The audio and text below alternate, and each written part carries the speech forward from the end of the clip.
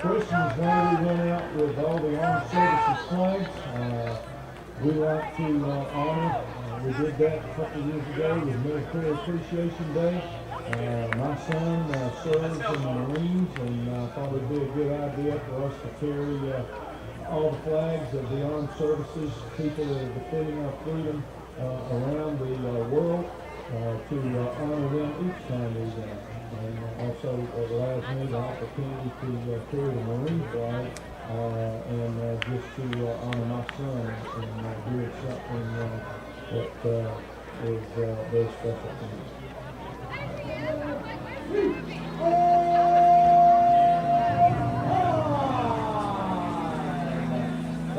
Tigerville, North Carolina, as this is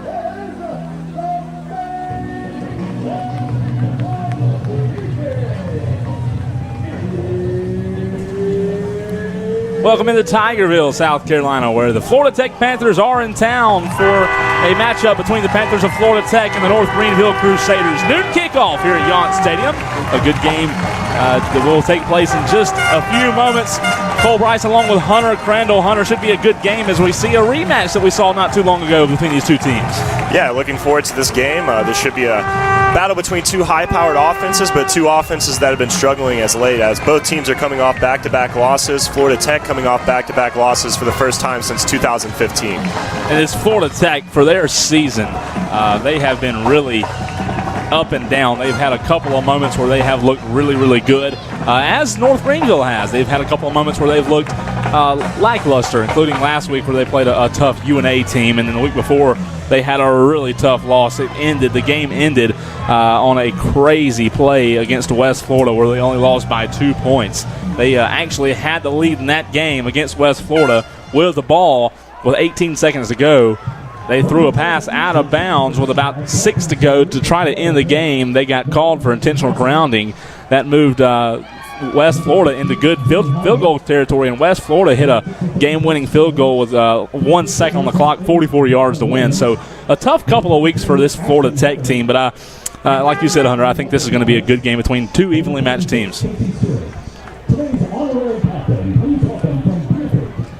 Both teams are at midfield now, getting set for the coin toss. It was a pretty much cloudy, overcast day until just about 35 minutes ago, and the sun came out and it warmed up a good bit. So we're glad you could be with us here in Tigerville, South Carolina at Yount Stadium.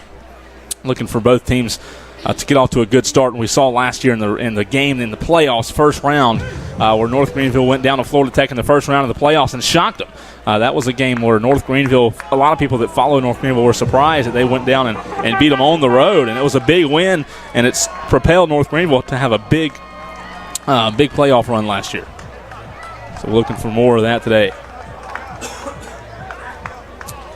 Trying to see who won the toss as both teams shake hands. Will Hunter, quarterback for the Crusaders, and his offense past couple of games have not gotten off to the best start. And Hunter, you had a couple of keys to the game for North Greenville as well. Yeah, some keys to the game for North Greenville is to start fast in the first half of the ball game. North Greenville's offense has really just hit a stalemate as of late, and I really just look for North Greenville here to get off to a fast start, especially with the running game with Ashton Hurd, Tracy Scott, and just getting Will Hunter involved in the passing game early with some early passes downfield. And one thing that's plagued North Greenville is the penalties, and they're averaging 72 yards a game in penalties, which will pretty much stop an offense from getting the job done, and the defense will. So for some keys for Florida Tech is limiting turnovers. Last year matchup, we had Florida Tech throwing 3 interceptions, and that pretty much sealed the Panthers' fate. And another thing is stop the running game. It's going to be a tough game for the Florida Tech defense because of Ashton Hurd and Tracy Scott, and we look forward to having a good game. Frazier back deep, as well as Gary Holmes Jr., a 5'8", 184-pound running back for the Panthers. So Frazier back, set, awaiting the kick from Matt Gravely. 15 minutes on the clock, getting you set here at Yount Stadium between the Panthers and the Crusaders of North Greenville. They do have 2 men deep. A good kick here in the end zone would be a good way to start the drive for the Crusaders.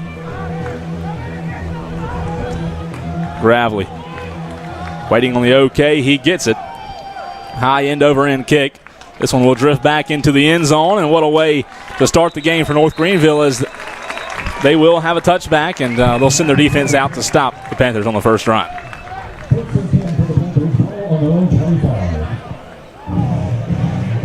25-yard line is where the Panthers will start their own drive, moving from left to right. Quarterback for the Panthers, number 12, Mark Cato, 6'2", 205-pound, red shirt senior. We saw warming up number 10 and also number 14, Schmellick. And here is Panthers getting set here with the first snap. It's over his head, and this is going to be a bad start, as we had number 8 back there, Psyche Lindsay, a halfback and a little wildcat. It looked like number 8, and the snap went over his head. He wasn't able to grab it. I'm not sure exactly what happened there. Not a good start for the Panthers. That'll bring up 2nd and 20. Let's see who we have at quarterback now. I believe that is number 12, Mark Cato. He comes back out of traditional shotgun formation. One receiver to the left, 2 receivers to the right. Cato waiting on the snap. He hands it off. Pursuit by the Crusaders, and down goes number 6. That's Antoine Haynes, who was unable to get anything going there. Maybe a pickup of 3, and that's it. We have a flag down at the 20-yard line as well. I didn't see that. It's on the near side, so you would suspect it'd be against the Panthers of Florida Tech, unless it was a face mask or something, but let's see.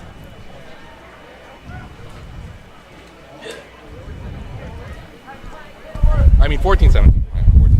There's no foul on the play. Please reset the game clock to 4 minutes and 17 seconds. So no foul. Not sure what the flag was there for. A couple of substitutions on the North Greenville defense. This is going to bring up 2nd down and 20. 2nd and 20. Actually, it's going to be 3rd down. So this Panther offense behind the 8 ball early. Mark Cato, shotgun formation. 2 receivers to his left, 1 to his right. His running back stands to his right. North Greenville bringing a blitz. Cato stands in the pocket, has time, throws downfield really deep all the way down to the 35-yard line, and that's going to be incomplete as the North Greenville defense forces a 3-and-out on the first drive, and what a way to start the game for North Greenville.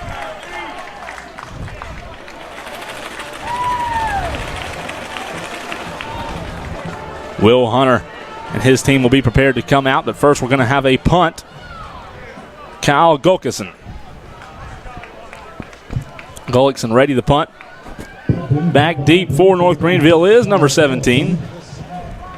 That's Harold Hilton. 5'8" wide receiver. And the Crusaders are definitely going to have good field position here. Here's the punt. Gullickson gets it off.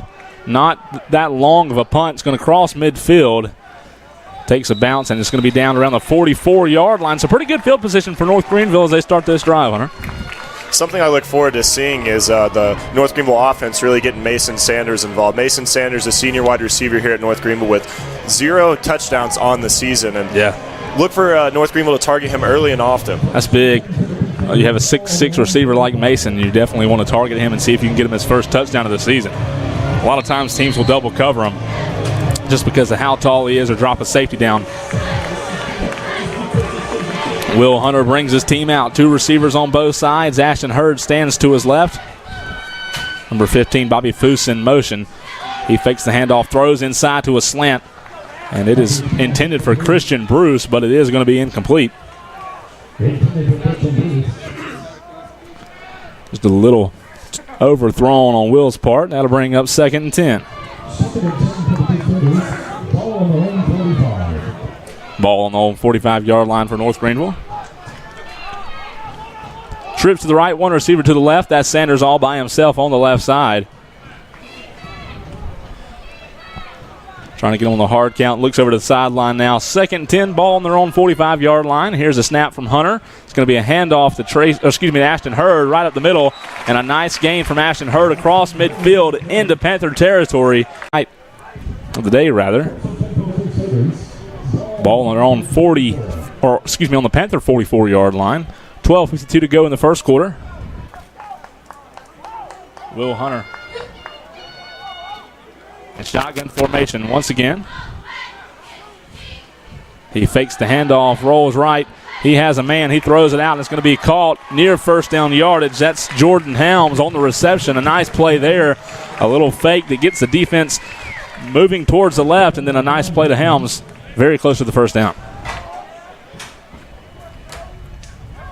It's going to bring up 2nd down and 2 to go. 2 receivers lined up on the left. Ashton Hurd still in the ball game for the Crusaders. Here's the handoff to Hurd. He gets the first down, and that's the second one in a row for North Greenville. And this Florida Tech defense has a tall task in stopping this run game. And when you have running backs like Ashton Hurd and Tracy Scott to get those first downs for you, it's going to make it easy for North Greenville. That's right. So North Greenville doing well on their first drive. Jordan Helms comes off the field for the Crusaders. Will Hunter shotgun formation. 2 receivers on both sides of the formation. Mason Sanders lined up on the bottom of your screen. Will Hunter drops back. Pressure coming. He gets out of it. He's going to take off and run across the 30 down near the 25-yard line, near first down yardage. What a nice play by Will Hunter.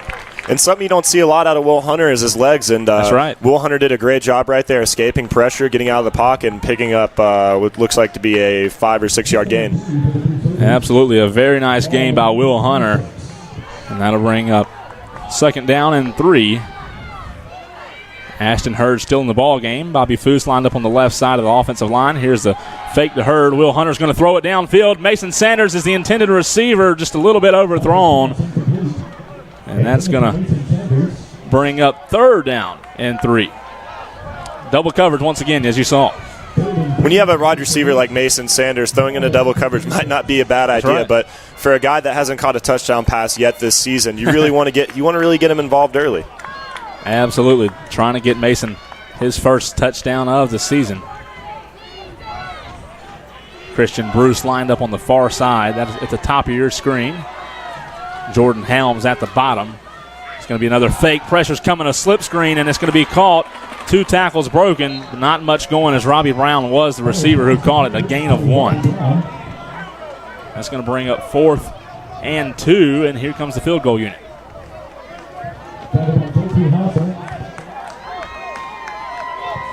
Matt Gravely has had a nice year. 10 for 14 on field goals, 14 for 15 on PATs. Looking for his 11th of the season right here. Ball's on the 25. 42-yard field goal is up. Has the distance. And it is no good. Wide left. Definitely had the distance, though, Hunter. Thought it was going in. Thought it was going in for sure. Just a little left. So Gravely unable to get that one to fall.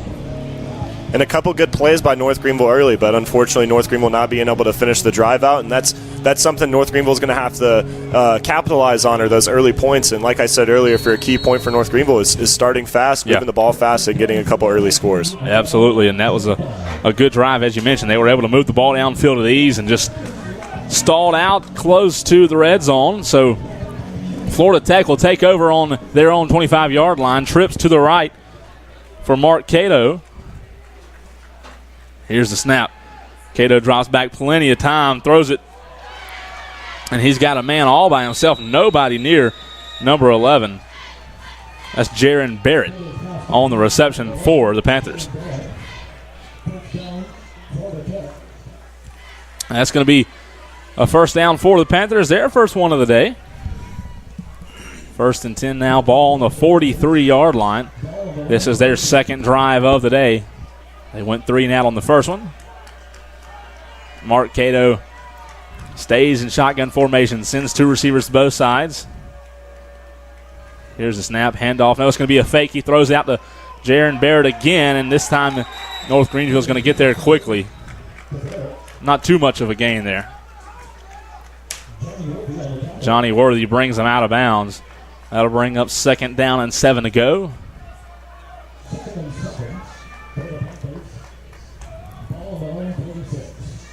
taking their time on offense. Looking over to the sideline to get the play call in. Cato sends his running back to his left. 2 receivers on both sides of the ball. Once again, he's going to pull it. Pressure's coming. Stands in the pocket. A nice throw, but a hard hit. But not before the first down is picked up. Mello Guerrier on the reception for the Panthers, and that's another first down, and they're in the Crusader territory now. And Mark Cato getting going early here with 3 completions on this drive after going 0 for 2 on the previous drive. That's right. This is something Florida Tech needs to do, is just get in a rhythm and get the ball moving downfield. This is the best drive, the second drive of the game. First drive, they were unable to get anything going, as you mentioned, Hunter. 2 receivers to the left now, 1 to the right. He's actually going to hand it off this time. Not much there, as number 51 for the Crusaders is there quickly. That's Brandon Berger. Brandon Berger had 52 tackles coming into this game. That's his 53rd of the season. He leads the team in solo tackles. That bring up second down and 8 to go. Ball on the 34-yard line.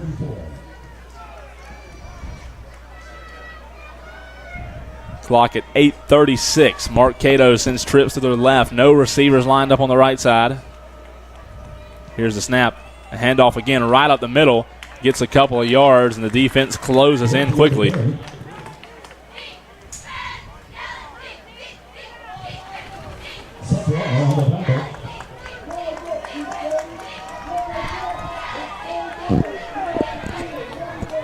Sakai Lindsay in at running back. Having a hard time seeing his number. So Lindsay stays in the game as he will line up to the left now of Mark Cato. Trying to get the play call in here on this third down. It's getting a little loud, and Cato's frustrated. He's trying to get somebody on the field. I don't know what he's doing, but he's going to go ahead and take the snap. He drops back looking left. He throws deep. He's got his man who's beat the Crusader defender, but is overthrown. And just a bad play there, as Cato was obviously frustrated on that play and didn't want to take that snap, but he had to. Surprised they didn't call a timeout there. And it looked like there was some communication issues right there with the quarterback and the sideline, but nonetheless, incompletion, and we are brought to 4th and 6. A good stop by the Crusader defense to force the Panthers to think about it. It does look like they are in 4-down territory here and are going to go for it. They're going to send 3 receivers to the left. No receivers lined up on the right side. Tied in on the offensive line, serving as the 6th offensive lineman, trying to give Cato a little protection. 4th down, here's the snap. Cato, pressure coming from the end. He steps up in the pocket, hit immediately, but he makes the throw, and a perfect throw, as that's going to be number 11, Jaron Barrett. And for the touchdown, the Panthers strike first, and what a play by Mark Cato. The quarterback stood in the pocket and found Barrett for the first score of the day. And phenomenal job by Mark Cato, handling pressure all drive and really find the wide receivers streaking across the middle right there. He did, you're right. He was pressured pretty much the entire drive and was literally hit as soon as the ball got away from him. Brad Williams set to attempt the PAT. It's up, and it is good. So with 7:33 to go in the first quarter, the Panthers from Florida Tech strike first and lead here at Yount Stadium 7-0.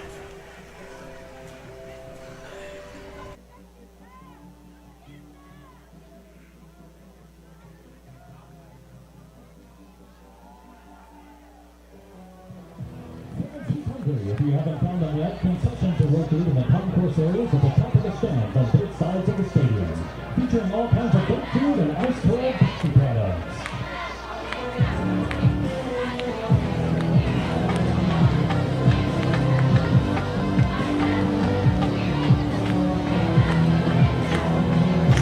Back at Yount Stadium, where the Crusaders trail the Panthers of Florida Tech. Florida Institute of Technology, if you will. 7-0 is a score, as the Crusaders will get the ball back here and start their second drive of the day.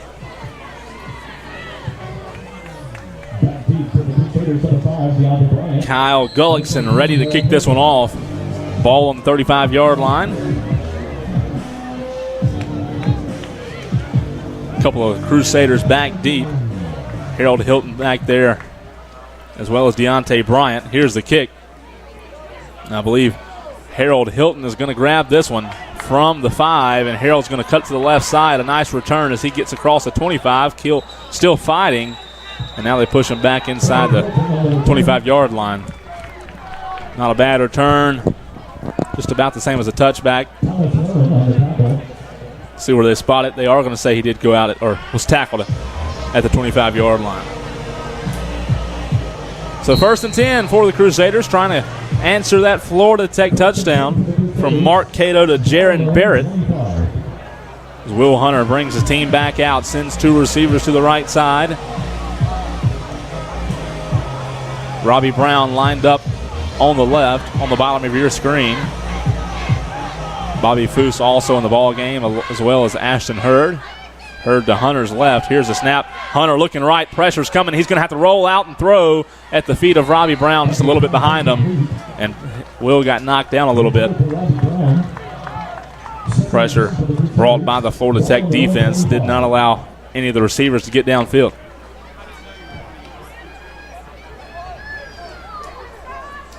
Second down and 10 to go.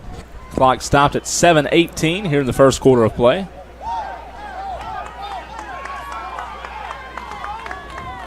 Hunter comes back in shotgun formation.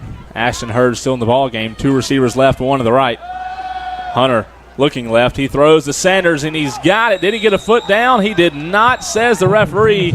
Sanders thinks otherwise. It's going to be an incomplete pass. It was very close. Let's look at the replay. I don't think he did. I think that's a good call. His right foot, I believe, was what went out. I think that was a good call by the side judge. That's going to bring up 3rd and 10. Will Hunter now will put Ashton Hurd 3 yards behind him. 2 receivers to the left. 2 spread out on the right side. Mason Sanders at the top of the screen. Excuse me, that's not Sanders. Sanders come out of the ball game.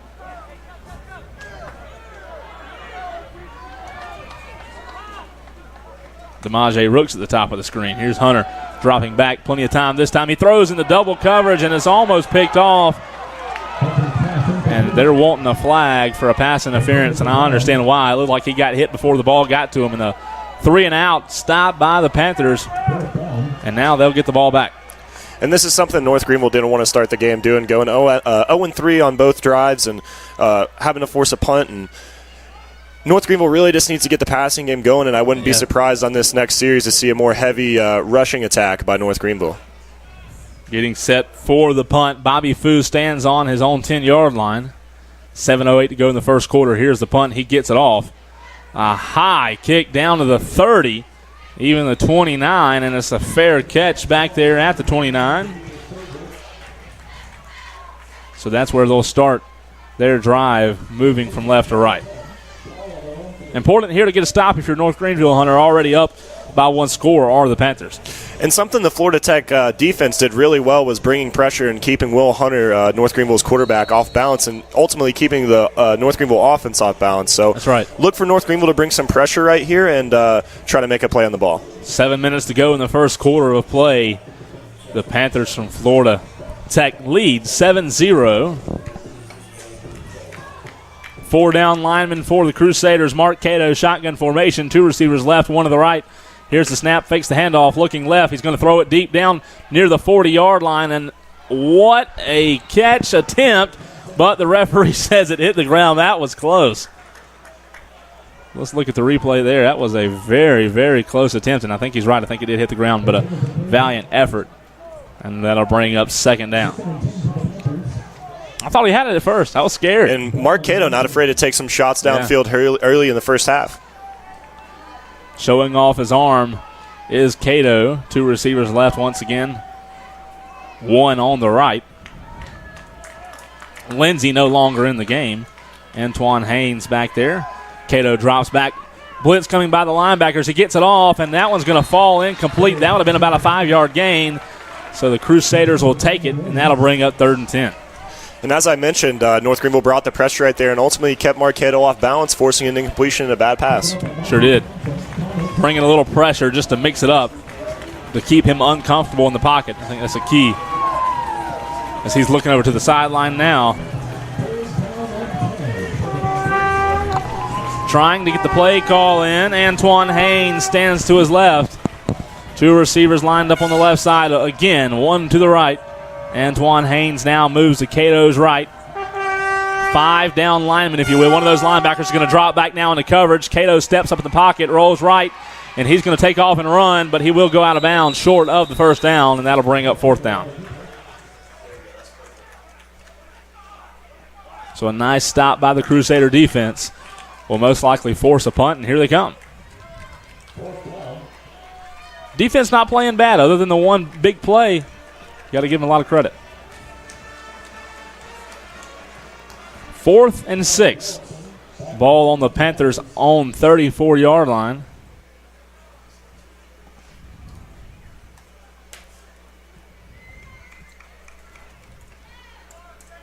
Kyle Gullickson ready as he stands at his own 19.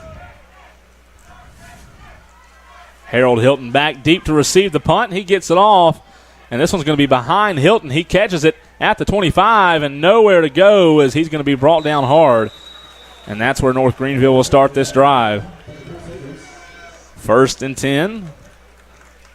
Thanks to the defense, the Crusaders are just down by 1 score with 6:06 to go in the first quarter. And that was the right play, fielding that ball. You don't want that football to take a bounce and put you deeper in your own territory, so good play.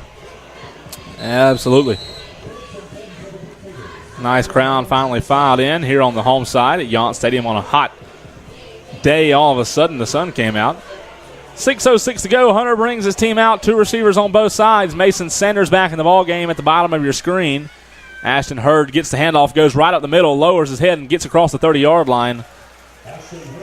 A 3 or 4 yard gain there by Hurd.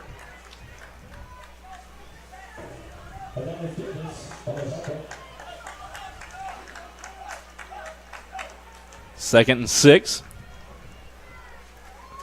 Hunter looking to the sideline to get the play. Ball on the 31-yard line. Sanders now goes to the top of the screen. He's got single coverage, but they're going to bring a safety. Well, now they're not, and the flags fly. It's going to be a false start against the Crusaders. Sanders had one-on-one coverage, and they may have been going to him. Start. Offense, number 64. 5-yard penalty. Still 2nd down.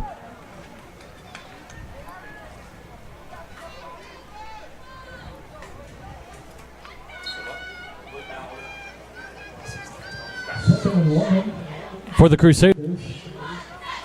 5:24 to go here in the first quarter. Clock moving. 2nd and 11.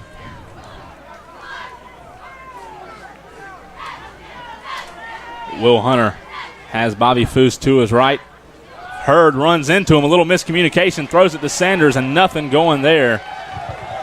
That was miscommunication on part of the offense. And one of the keys earlier was for North Greenville to start fast and limit penalties. And already on this drive, we have a miscue with Will Hunter in the backfield with Ashton Hurd, and then a false start penalty on the previous play. They gave him a gain of a couple of yards, so that'll bring up 3rd and 8. 29-yard line is where the ball is spotted. 4:40 to go in the first. Will Hunter. Shotgun once again. 2 receivers on both sides of the ball. Ashton Hurd still in the game. Serving as a block is Hurd. He's going deep, and he's got his man, number 85. That's Robbie Brown, I believe.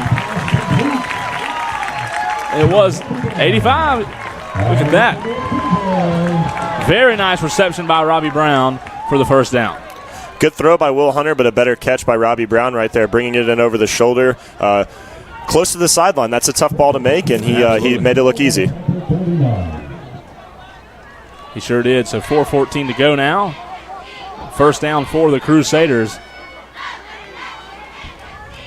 Helms moves to the right. Here's a handoff to Hurd. Counterplay right side. He shows patience, gets a couple of yards. 2-yard gain by Hurd.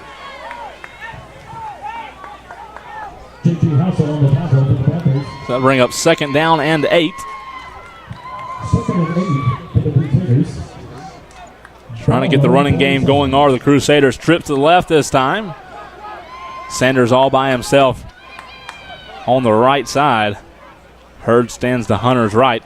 Linebacker showing a blitz. Here's a delayed handoff to Hurd. A big hole, and he's going to get first down yardage and more. He cuts the corner, gets across the 30, out of bounds near the 20. A big pickup by 22, Ashton Hurd. When Ashton Hurd gets into the secondary, he is a tough man to stop. With his speed is an obvious thing, but one thing that's underestimated him is at the point of contact. If you do not bring him down on the first tackler, then good luck stopping him because he's going to the end zone. He did a good job there, and him and Sanders will both come off the field. Christian Bruce comes on.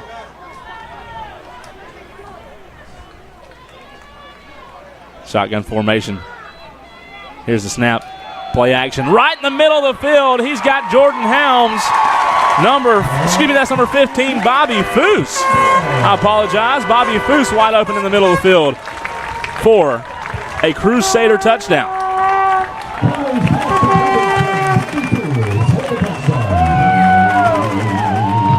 So Will Hunter finds Bobby Foose for a touchdown that should tie this one back up if we can make the PAT.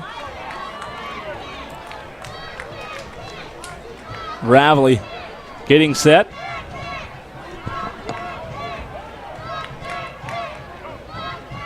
Snaps down, kick is up, and it is good. So we have a tie ball game. 2:58 to go in the first quarter. The Crusaders tie it up at 7.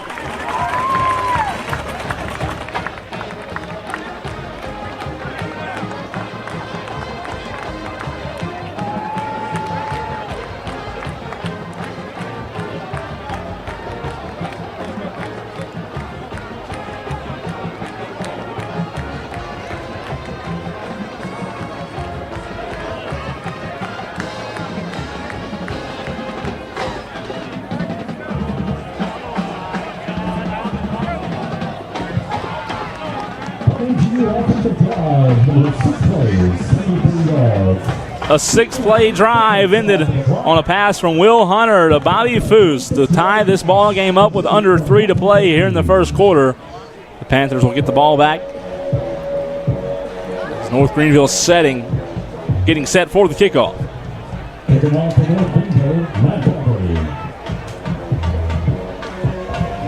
Matt Gravely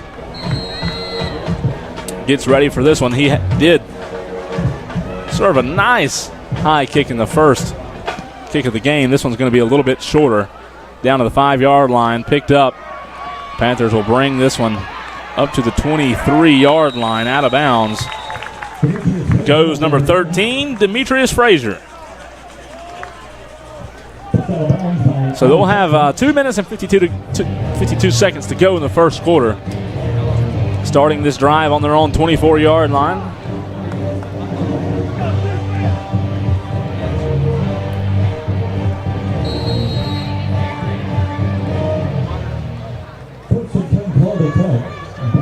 Mark Cato brings his team out. Nice stop by the North Greenville defense on the last drive. Cato puts 2 receivers to the left, none to the right. Tight end lined up behind the offensive line on the right side. Haynes in the backfield. Here's the handoff to Haynes. He goes to the left side, gets a nice block, picks up about 7 or 8 yards. Just a couple of yards short of the first down.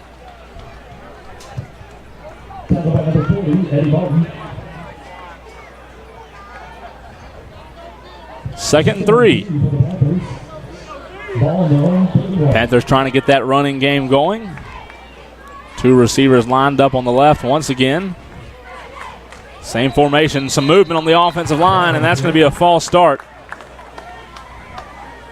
Number 70, Noah Bringus, 6'3", 292, redshirt sophomore, moved a little early, and that'll back him up. That hurts because they had only 3 yards to go. Brings up 2nd and 8. Cato takes the snap, hands it off, and nowhere to go for Antoine Haynes as the North Greenville defensive line got great penetration and stopped that one right in the tracks. Something worth mentioning is the North Greenville defense sending 3 to 4 tacklers on the ball carrier and swarming the ball, and that's something you want because on a solo tackle, it's tough to make it by yourself, but when you send 3 or 4 defenders to the ball, more than likely you're going to stop that run up front. And they did. So that'll bring up 3rd and long, and now's where you're seeing that penalty come into play and hurt the Panthers, as it would have been 3rd and very short. Now it's 3rd and a long 7. Trips right, no receivers left. Cato drops back. Plenty of time. Throws left into double coverage, incomplete, and that'll be another stop. A great stop this time by the North Greenville defense. And here comes the punt team once again. What a great job in this first quarter by the defense of the Crusaders.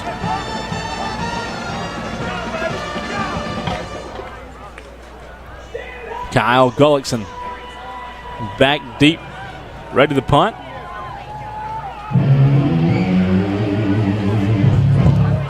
Harold Hilton stands on his own 36-yard line, ready to receive the punt. Crusaders bringing the house, it looks like. Now they're going to drop back and only bring one. Nice punt. Hilton calls for the fair catch. Makes a clean catch around the 30, 31-yard line. We have a flag down at the 24-yard line. Interesting. If it's on the Panthers, North Greenville may make him punt it again. Let's see.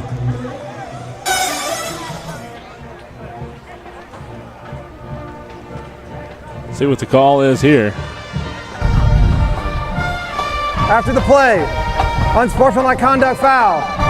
Number 16 of the kicking team. That's a 15-yard penalty that will be added to the end of the kick. First down. That's good news for the Crusaders. 15 yards. Couple of, Hunter, we talked about how the Crusaders needed to stay out of the penalty, and they have, and it's been the opposite. Florida Tech's been in the yellow so far. A couple of penalties have cost them, like that that false start on that last drive cost them offensively, and that personal foul there give them 15 extra yards. Here comes the offense. Bobby Foose comes back onto the field. He did have the touchdown catch in the last drive. He lines up right behind the offensive line on the left. Robbie Brown all by himself on the left side. Sanders on the top of the screen. Here's a snap. A handoff to Hurd. A quick start across midfield, and that's going to be a nice pickup by 22, Ashton Hurd.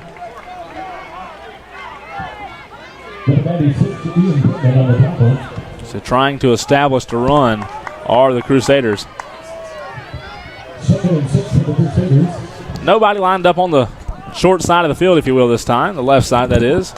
Hurd still in the ball game. Trips on the right side. Robbie Brown, DeMaje Rooks, and Mason Sanders all lined up on the right. It's a deadly threat over there.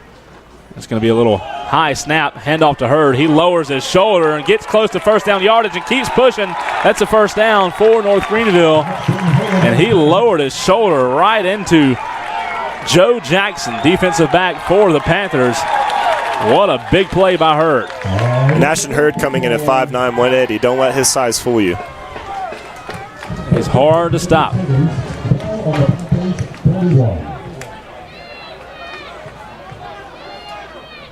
Interesting formation here with Sanders all by himself on the top. Foose and two more on the bottom on the left side, if you will. Hunter drops back looking towards Sanders. He's got him wide open. The defender falls. Sanders inside the 20, down near the 15-yard line. And the red zone is where the Crusaders have the ball. Knocking on the door of the end zone once again.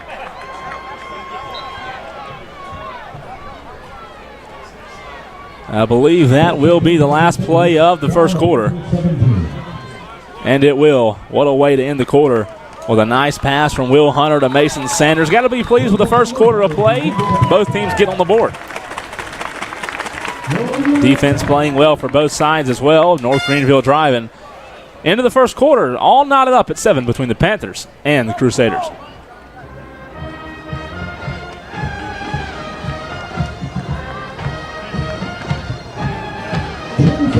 Marks the 125th anniversary of the founding of North Greenville. Come join in on the celebration for homecoming over the parade through the field. There are all kinds of great events like breakfast, lunches, improv show, the parade, and tons of other fun happening on campus. For the whole family surrounding this year's theme, Founder. North Greenville's 30th annual Marion Moorhead Homecoming Classic at Cherokee Valley. That's on Friday, November the 3rd. For more details about how to sign up for the tournament and ticketed events, as well as more information on all the exciting homecoming weekend events, go to NGU.edu and click on the Alumni tab and look for the founded banner.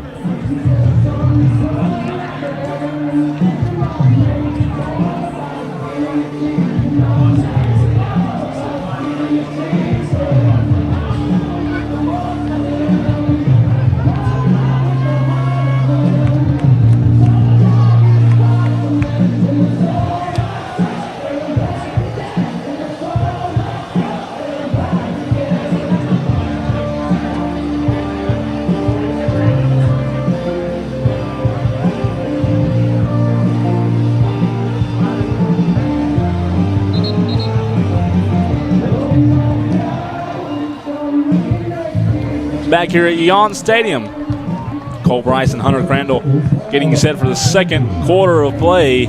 All tied up between the Panthers and the Crusaders. Going the opposite direction now are the Crusaders, trying to take a touchdown lead here in the first half. Will Hunter in shotgun formation. Foose in motion to the left side. Here's the snap, handoff to Hurd, counterplay left side. He keeps going and gets near the 10-yard line. Nice pickup by Ashton.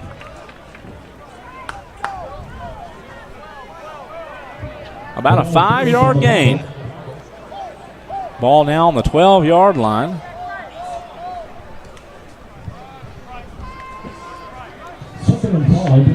Second down.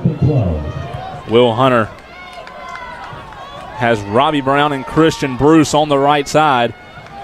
Ashton Hurd stands behind the quarterback. Here's the snap. Hurd takes it up the middle, breaks the tackle, gets near the 5-yard line, keeps fighting for a North Greenville first down, and that'll bring up 1st and goal.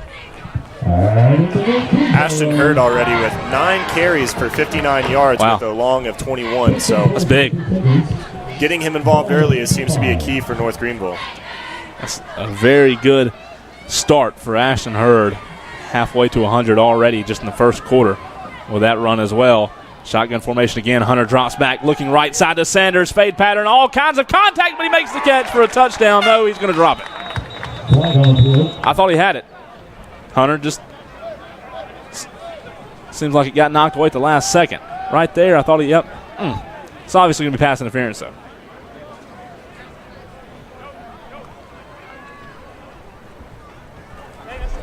Pass interference. Defense, number 12. That ball will be placed at the 2-yard line. The foul occurred in the end zone. Automatic first down. So half the distance to the goal. Can't go much farther, so you put it at the 2, first down for the Crusaders, trying to get Sanders his first touchdown. And I thought he had his first one right there. A little too good of a defense as they pull the flag, and we'll try it again. Shotgun formation once again. Here's the snap. Same play once again. Sanders is there. This time he hauls it in for his first touchdown of the 2017 season.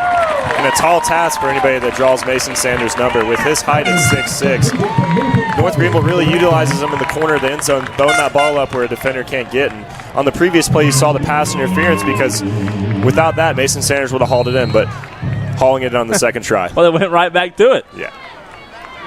Make you stop us again.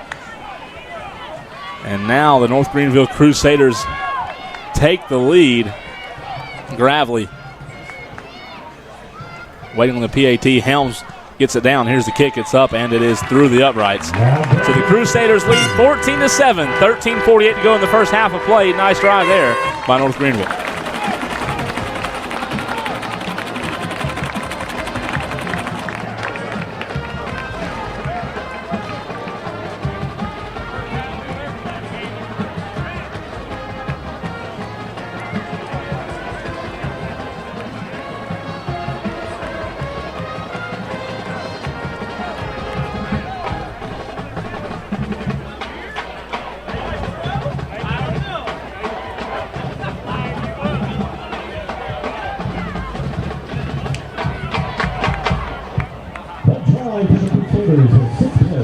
69 yards. 2 minutes, 36 seconds off of that clock. Kept off of the 2-yard pass from Will Hunter. The Sanders.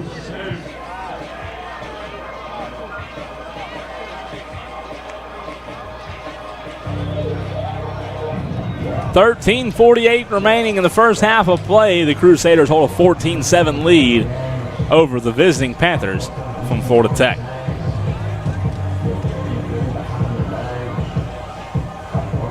Gravely getting set for this kickoff.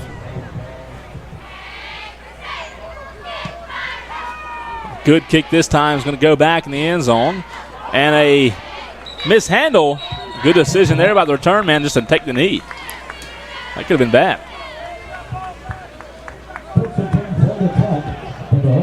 25-yard lines where this drive will start. You've seen the Crusader defense put together a couple of nice stops here lately.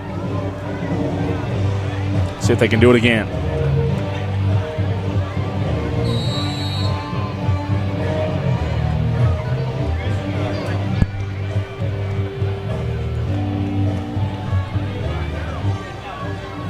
Quarterback brings his team out. That's Mark Cato, the redshirt senior, number 12. Two receivers to the right, one to his left. Here's the snap. Cato, quick pass out in the flats, and it's caught close to a first down by number 13. Demetrius Frazier with a reception. 3 yards short. Bring up 2nd and 3 on the the 32-yard line.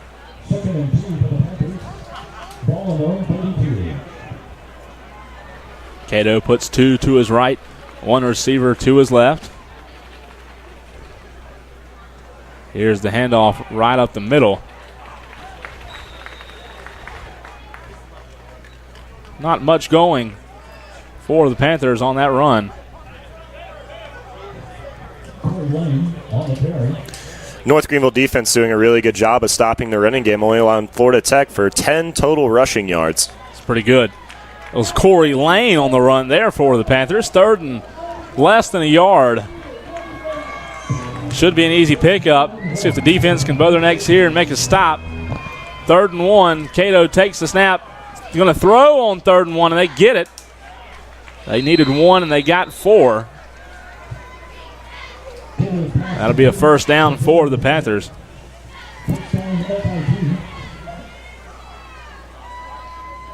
So FIT looking to get another touchdown on the board here. Tie this game up. Cato takes the snap, handoff right up the middle. Number 6 back in the ball game now. That's Antoine Haynes. A couple of yards on the right side. The Crusaders swarm, make a stop for a 2-yard gain.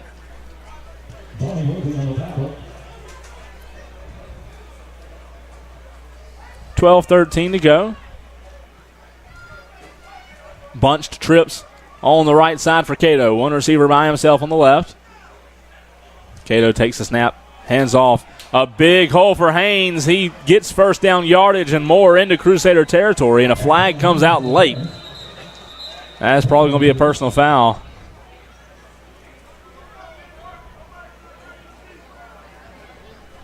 I'm not sure exactly what the call is going to be. I saw the replay and didn't see anything obvious. Let's see what the official has to say. Personal foul, face mask. Defense, number 33. 15-yard penalty added to the end of the run. So it is a face mask on the Crusaders. That's a free 15 yards. And again, another crucial penalty for North Greenville on the defensive side of the ball. Pretty much ripping the Florida Tech running back's helmet off right there. That one does hurt. Puts them about 9 yards shy of the red zone. Cato drops back, a quick pump fake. He's going deep towards the end zone, one-on-one. What a catch, but I believe he was out of bounds, and he was. Incomplete. And a great ball by Mark Cato right there to give it to the wide receiver, but unfortunately unable to bring it down. It was a good throw. That'll bring up 2nd and 10, so the Panthers trying to take a shot. You see that a lot in football. After a penalty, they'll go deep and see if they can get you with the deep ball. Did not work that time. 2 receivers left, 1 to the right. Cato takes the snap, Handoff this time right up the middle. Haynes with another big hole and another first down for the Panthers. Running game starting to get going this drive for FIT. And as I mentioned, North Greenville did a good job of stopping the running game, but on this drive, a couple big runs up the middle is really opening up this Florida Tech offense. 1st and 10. Mark Cato shotgun formation once again as he's been all day. Here's the snap, looking toward the end zone. And he's got his receiver. Did he make the catch? Yes, he did. Was that number 13? Demetrius Frazier makes the grab for the Panthers. And with a PAT, we'll have a tie ball game. So a pass from Cato to Frazier gives the Panthers the 6 points they need. And here's Brad Williams with the PAT.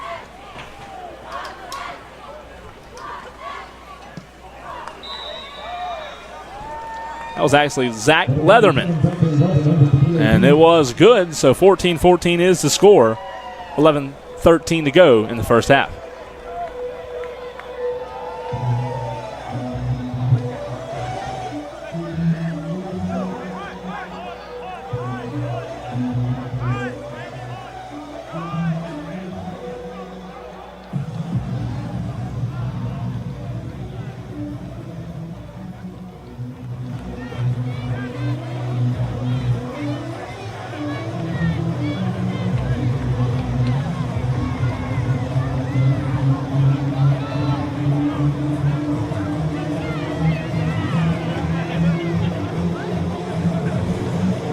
FIT getting set for kickoff.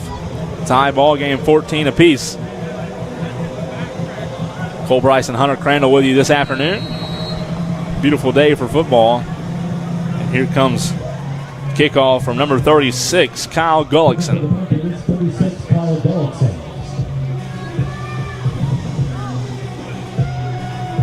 Gullickson ready to tee this one off. It's going to be a short kick, fielded around the 14-yard line. That's Christian Bruce, I believe. Or is that number 5? It is number 5, Deontay Bryant. Gets out to the 28. We have an early quarterback battle going on here. Mark Cato for Florida Tech, 7 for 13, 101 yards passing and 2 touchdowns. And North Greenville's Will Hunter, 7 for 12, 96 yards with 2 touchdowns. So both the passing game and the running game starting to get going here about midway through the second quarter. 11:07 to go.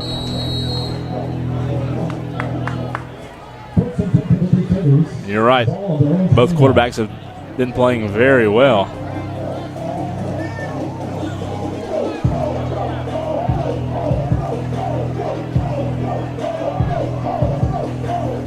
Shotgun formation once again for Will Hunter.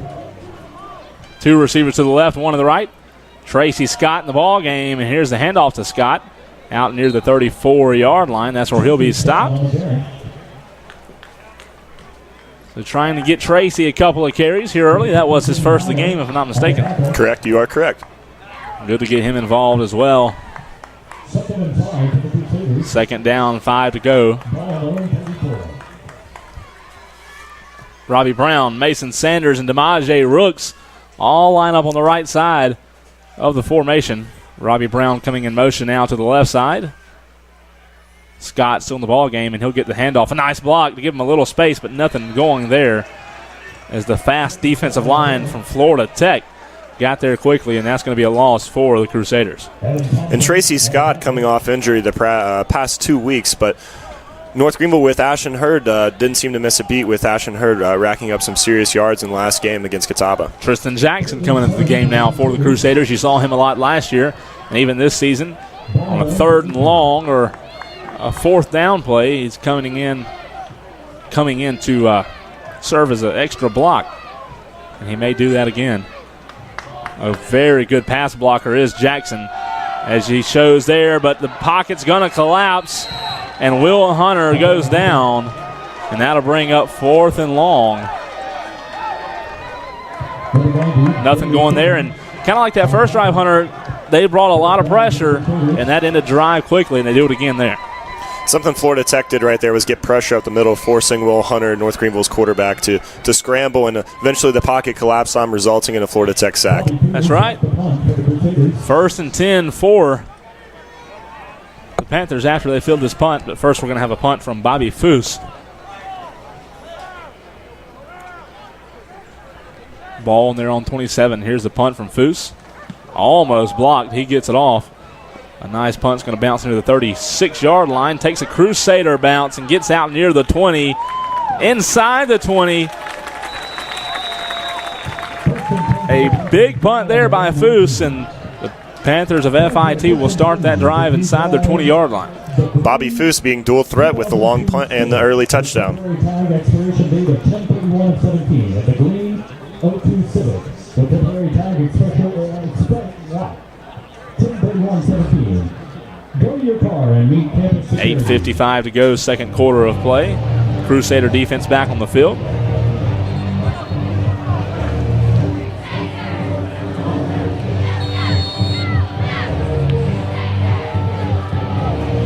Panthers coming back onto the field. They scored their last drive, and that was a 54-yard punt by Bobby Foose. Punt that was almost blocked. Goodness gracious. Way to flip the field. And here's the snap. A handoff, no fake. He's going to throw it out in the flats, and a nice catch, but, well, about 5 yards, maybe more. Not much going after the catch from Mark Cato.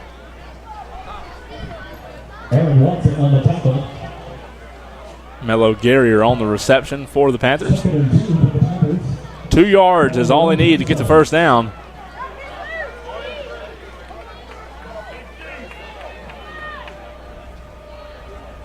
Cato waiting on the snap. Drops back. Quick pass out here, incomplete. Intended for Mello once again. And that's going to bring up 3rd and short.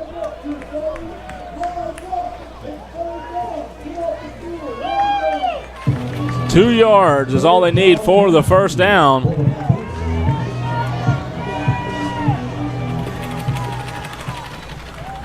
$8:20 to go. Cato with a snap, a handoff, and it's going to be awfully close. I believe the second push gave him the first down, depending on the spot. Good job by Antoine Haynes to keep his legs fighting, and I believe that is going to do it. Yep, that's going to be enough for the first down. Initially, I don't think he got it, but he kept fighting and picked up those extra yards. Cato trying to get a quick snap off here. He does. A little movement on the line. Nothing noticed, though, by the officials, and a couple of yards on the handoff. North Greenville late to get a guy on the field. That's why I feel like Mark Cato really tried to rush the snap right there to see if they could exploit that. Absolutely. 3-yard gain by Haynes. Cato shotgun once again, trips on the right side. One receiver all by himself on the left. Here's the snap. He's going deep, and he's going to throw it across the middle of the field. A flag comes in late, and that's going to be pass interference on number 4, Travis Beatty, for the Crusaders.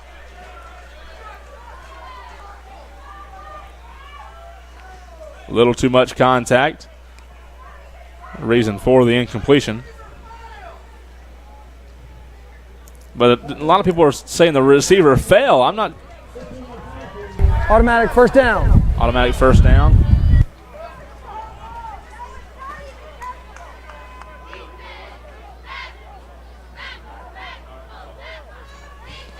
So Mark Cato brings his team back out. 3 receivers on the left side now. 7:32 remaining in the first half of play. All knotted up at 14 between the two teams here. Cato taking his time now. Here's the snap. Handoff to Haynes. Haynes cuts up the middle, breaks a tackle. He's got one man to beat, stutter steps, and that allows more Crusaders to catch up to him, but he initially had a big hole, and that's another first down for the Panthers. Florida Tech getting the running game going really nice here in the second quarter with Antoine Haynes running the ball up the middle, and it seems like North Greenville struggling to stop the ball going up the middle and need to plug those holes up. Absolutely. 2 receivers left, 1 to the right. Cato takes the snap. Looking deep. Now he's going to have to run, and he's going to be hit from behind near the 20, a couple of yards shy of the first down. He's not a very quick runner, but he got out in open space on that one and just had plenty of room. And the same goes for Will Hunter, North Greenville's quarterback. Yep. These guys aren't designed to be dual threat runners and passers, but when they need to get the ball to the first down, they will. Absolutely. Here's the handoff. This time Haynes stutter steps, goes to the right side, picks up a first down. A nice play. A lot of patience shown there by the running back, and another first down for the Panthers, moving at ease on this drive. And Antoine Haynes early here in the second quarter, nine carries for 71 yards. Racking up the yardage total is Haynes. Here's the snap. A fake this time, looking in the end zone and incomplete. Intended for Jones.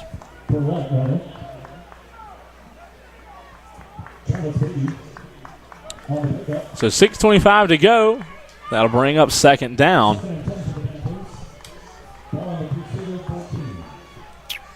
We've seen this offense at times go hurry up, but now they've slowed it down a little bit, taking their time. Clock stopped. Shotgun formation again. Cato drops back, looking out in the flats on the left side. He's got his receiver out near the 9-yard line. Not quite enough for the first down. He picked up about half the yardage on that one. And we've talked about keeping both offenses off balance, but something Florida Tech's doing really good right now is keeping this North Greenville defense off balance by speeding up the snap counts and slowing it down and being more methodical about their offense. 3rd and 5, Cato. And the Panthers trying to pick up the first down. Two receivers right. Here's the handoff. Haynes makes a man miss, gets the first down close to the end zone, about a yard shy, but the chains do move. He's got quick, shifty feet, and if there's a hole, he'll turn the opposite direction and be gone in a heartbeat. A very good running back in Haynes. 1st and goal from the 1. Haynes gets it, and did he keep it? The quarterback keeper, to give it to Haynes. Mark Cato took it inside. Mark Cato took it. I thought so, because he faked the handoff and then went inside, and he was very close. And they're going to say he did get the touchdown. He got it. Touchdown, FIT. So the Panthers take the lead, and they lead 20-14 now. And here comes the PAT. A little trickery as the quarterback faked the handoff and pulled it and took it himself. Zach Leatherman with the PAT attempt here. Snaps down, kick is up, and it is good. So the Panthers reclaim the lead, 21-14, 5:25 to go in the first half. Crusaders will get the ball back. And something worth noting, Florida Tech quarterback Mark Cato came off the field holding what seemed to be his left arm, taking that ball inside, and now the trainer on the side is taking a look at him. That is something worth noting because Mark Cato has done a nice job talking to the radio guys for Florida Tech before the game. They did say that Trent, the quarterback number 14, Trent Schmeilich, has seen a good amount of playing time this season, so it would be interesting to see if he comes back on the field. And how about running back Antoine Haynes for Florida Tech, really busting it open here in the second quarter with 11 carries for 85 yards. A big second quarter for him, no doubt about it. Nonetheless, the Crusaders will get the ball back, down by a touchdown, 5:25 to go. Set to kick off is number 36, Kyle Gullickson.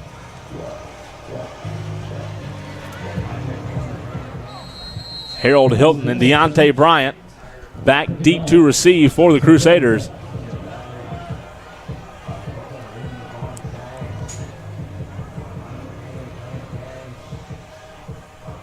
Here's the approach. A high kick this time, short of the goal line, down to the 6-yard line. Harold Hilton grabs it, cuts up the middle. A nice seam for Hilton. He breaks a tackle out to the 40. He's got 2 men on him, and he's pushed out of bounds, but not before he gets into Panther territory. A nice return by Harold Hilton. And that's big, all things considered, that North Greenville sputtered on their previous drive, and that's going to put them in a great position to score here late in the second quarter. Absolutely. Gives them great field position as much needed. A momentum change as Harold Hilton takes it all the way out to the 39-yard line. As you said, Hunter, great field position to start this drive, and here comes Will Hunter and the offense. And what a game we have on our hands so far. 5 total touchdowns so far today compared to last year's first half where there was 2 field goals only. So that's right. Great football we're watching right now. Bruce, Brown, and Sanders all lined up on the right side, but they're going to hand it off to Ashton Hurd, and he's going to lower his shoulder, fight hard for a yard or 2. And he's brought back quickly. I think they're going to give him a gain of 2 on that one. That'll bring up 2nd down and 8 to go.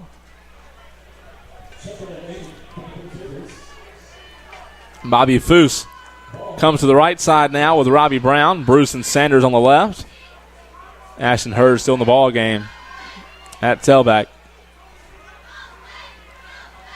Will Hunter has Hurd to his, actually behind him, and has Foose to his right. Here's the handoff to Hurd. He's going to get some nice yardage this time across the 30, down near the first down marker. I believe he got first down yardage, and they're going to say he did. First down, Crusaders.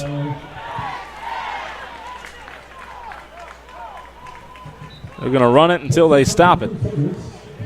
Ashton Hurd doing a great job, as always. 4:20 to go here in the first half. Ball now to the 25-yard line. Sanders and Bruce left. Foose and Brown to the right. Hurd stands behind his quarterback. Here's the handoff. Right up the middle, a couple of yards, and that's it for Ashton Hurd. Hurd on the carry.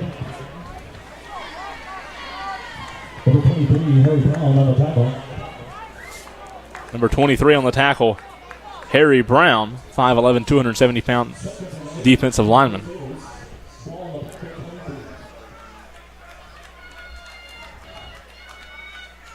Hunter sends 2 receivers left, 1 to the right. Bobby Foose lined up on the right side as well. Hunter drops back. Pressure comes quickly. He's got to dump it off to Hurd. And Hurd breaks a tackle, breaks another, gets out near the 11-yard line. And there is a flag down, and Will Hunter is not happy at all.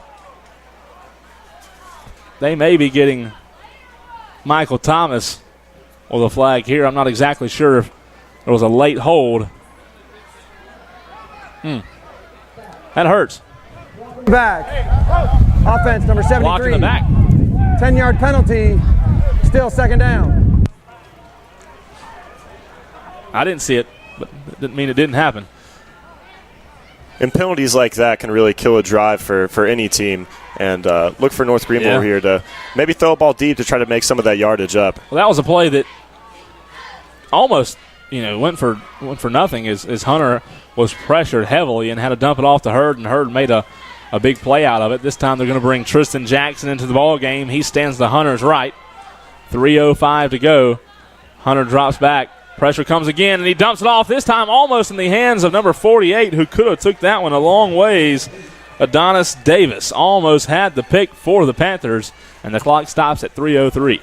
On this drive, Florida Tech's defense really bringing the pressure, and you can see it's throwing off North Greenville's offense attack. Well, that's what's been successful so far for this Florida Tech defense. When they've pressured Will Hunter is when they've been able to stop the Crusaders, as they did on the first drive and the last drive.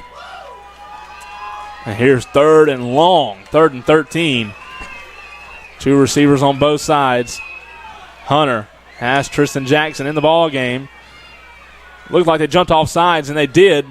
Pass complete. Deontay Bryant's got it. That was a free play because I believe there was offsides, and yes, I believe that will be the call.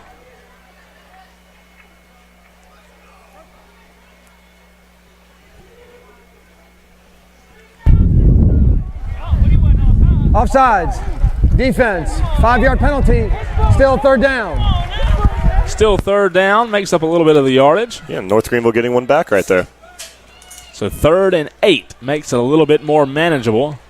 Ball only 24-yard line.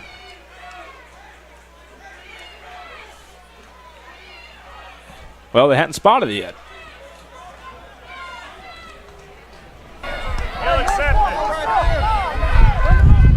Penalties decline. 3rd down. Referee seems to be really confused here. And it seems like there's a communication problem between North Greenville's head coach, Jeff Farrington, and the head official. try it again. Penalty is accepted. Third down. We went from accepted to declined to accepted. All of the above. So 3rd and 8. Ball on the 24-yard line after some miscommunication. Hunter trying to get them to jump off sides again. They did jump, but just not into the neutral zone that time. Bryant and Bruce on the left. Here's the snap. Pressure's coming. Will Hunter looks to the middle of the field. He's got Brown, but it hits him in the hands. A ton of contact on Robbie Brown, and he's feeling the same way. As the reason he couldn't go up for the grabs because both of his hands were being held down. So the referee's just not able to see that one. That'll bring up 4th down. Look for North Greenville to throw in some more hard snaps like that, really keeping Florida Tech off balance defensively. And this is just a chess match of a game so far, really just trying to keep both sides of the ball uncomfortable. And so far it seems to be working for both teams as we head towards the end of the first half. 41-yard field goal attempt. Matt Gravely. Snaps down, kick is up, has the distance. And I believe he got it that time, and he did. So the Crusaders cut into the lead. It is now 21-17. 2:22 to go in the first half.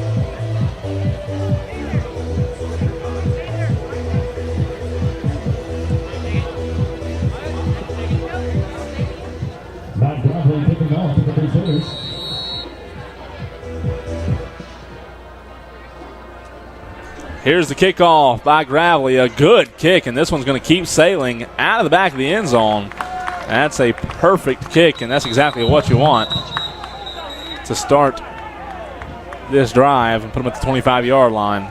Force them to go 75 yards here with 2:22 to go.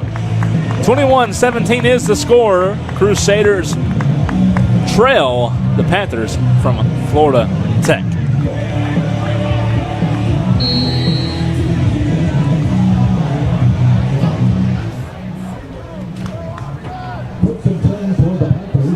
Mark Cato brings his team out.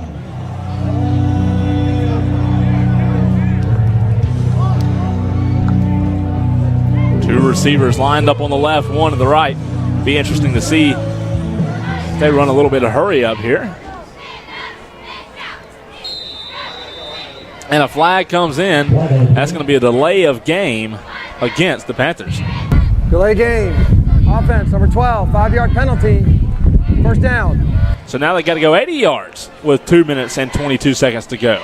Mark Cato not happy about that at all, and I think we saw another miscommunication between the sideline and quarterback. Absolutely. So 1st and 15. Cato gets it off in plenty of time. And he's looking deep. He throws deep. He's got his man. The ball's a little underthrown, but the catch is made as the official was knocked down. A couple of defenders were as well, and that one's going to be a big, big pickup for the Panthers. And North Greenville's got to find some way to get pressure on Mark Cato. Mark Cato with all the time in the world to throw that ball deep. Absolutely. And the referee helping out on the tackle right there for North Greenville, so they lucked out. Making the tackle. And Cato and the Panthers are all the way to the 33 now into Crusader territory. Here's the snap. Cato was once again plenty of time. Throws it out here near the out-of-bounds marker. The catch is made. Demetrius Frazier on the catch. And look for North Greenville to press right here. That's 2 plays in a row where Cato just had all the time in the world to find a wide receiver that was open right there. So wouldn't be surprised if we saw a couple rushes off the edge here. 4 down lineman. Cato has as we talked about, has had a lot of time in the pocket to pass. Minute 42 to go. Cato drops back. Is going to hand this one off. And slips and falls does Haynes. A couple of yards on the game. Cato with an impressive first half with 11 for 19 and 172 yards passing with 2 touchdowns with a minute 25 to go. Yeah, that's very, very impressive from the redshirt senior, Mark Cato. Clock is ticking now. That big play helped them get near the red zone, or in the red zone now. Ball in the 18. Cato takes the snap. Has plenty of time. Throws it to a wide open receiver. And that is close to the first down. I believe he got it.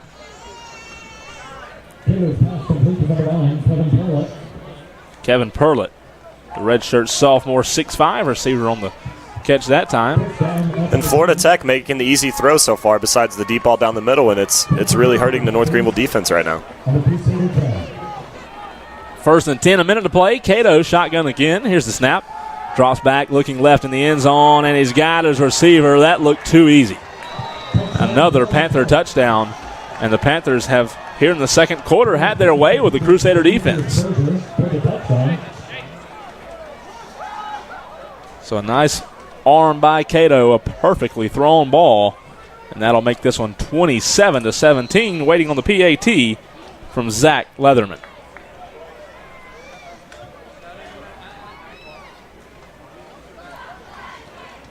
Leatherman waiting on the snap here. Holds down, kick is up, and it is good. So the Panthers take a 28-17 lead, 55 seconds to go in the first half.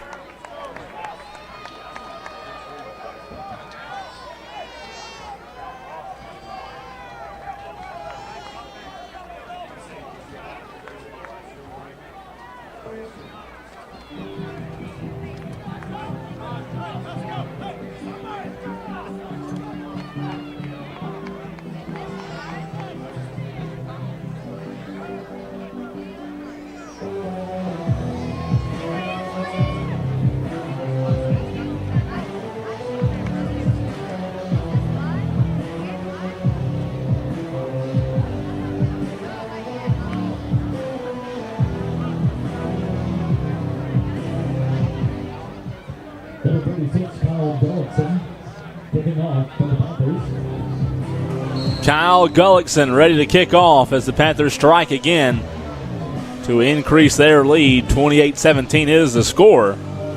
Not much time remaining here in the first half of play.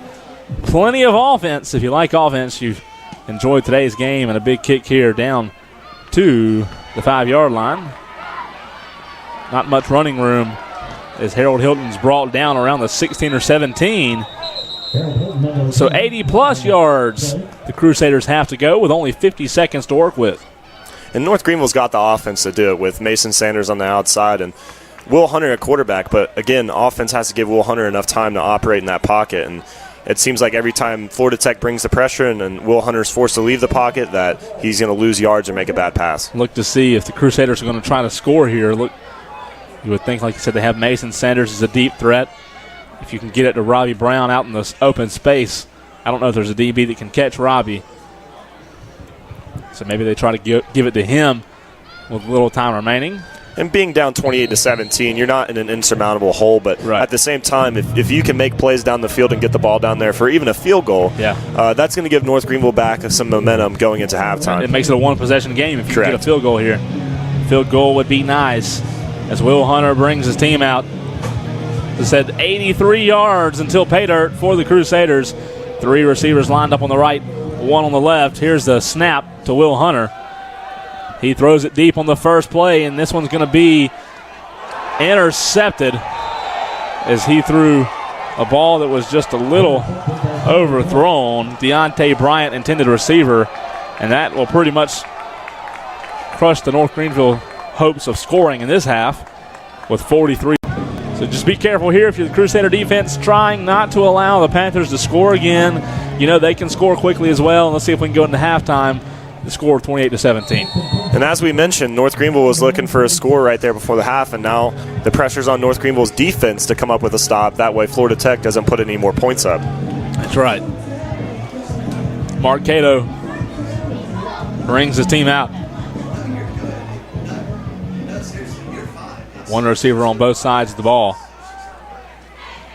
Cato's going to be in trouble, nowhere to go, and that's some pressure the Crusaders need. And it doesn't look like Florida Tech's going to call a timeout here towards the end. They just might run it out, but I wouldn't be surprised if they try to get one more play off. 20 seconds to go.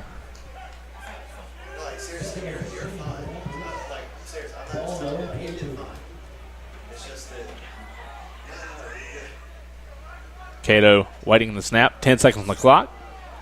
Looking deep. He's got the arm, but I believe he put a little too much on that one, and he did. That'll stop the clock at 2.6.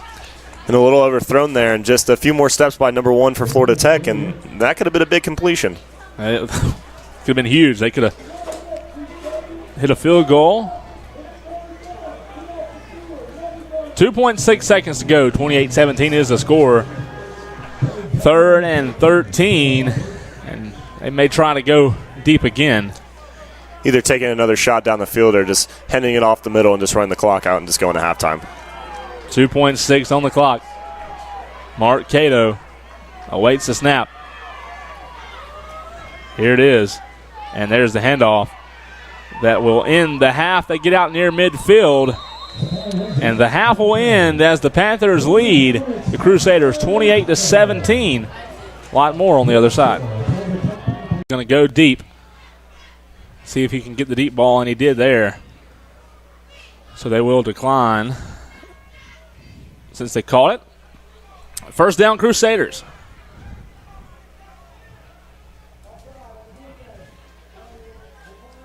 DeMaje Rooks comes into the ball game, as well as Christian Bruce. Actually, DeMaje is going to come off now. Christian Bruce coming on. Bobby Foose and Jordan Helms, 2 tight ends in the ball game. Wouldn't be surprised at all to see a run here with the 2 tight ends set, 2 receivers on the right. Helms in motion to the right. Hunter's going to roll to the right. Finds his Christian Bruce at the 37. A nice move, and now down near the 30-yard line is Christian Bruce. And great job by Christian Bruce there, making a defender miss to get a couple extra yards on that catch. Absolutely. Very nice play. That'll be a first down, Crusaders. Sanders and Rooks comes back into the ball game now. Will Hunter has Ashton Hurd to his left. Foose and Brown on the right side. And I believe they jumped again. Will Hunter's probably going to go to the right side. Robbie Brown makes the catch. No flag. Thought they jumped. And something worth mentioning here, it is 78 degrees in Tigerville, and something that's very uncharacteristic for this time of the year. It got hot quick. And look for that to play a factor in the rest of this ball game, as players might be cramping up or getting a little dehydrated. So. All morning it was cloudy and cool, and then all of a sudden kickoff came around and it got hot. Sun came out, beaten down here at Yount Stadium, and Will Hunter takes the snap. Handoff to Hurd. A counterplay right side, showing patience, fighting down near the 26-yard line. He stays in place, so the clock will continue to run.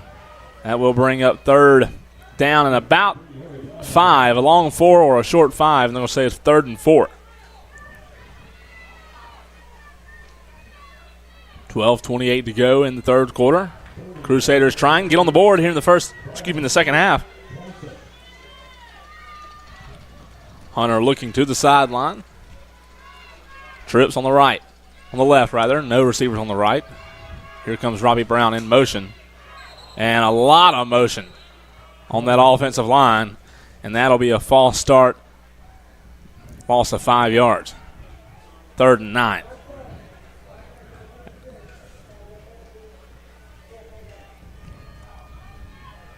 That one hurts there, as that'll back him up.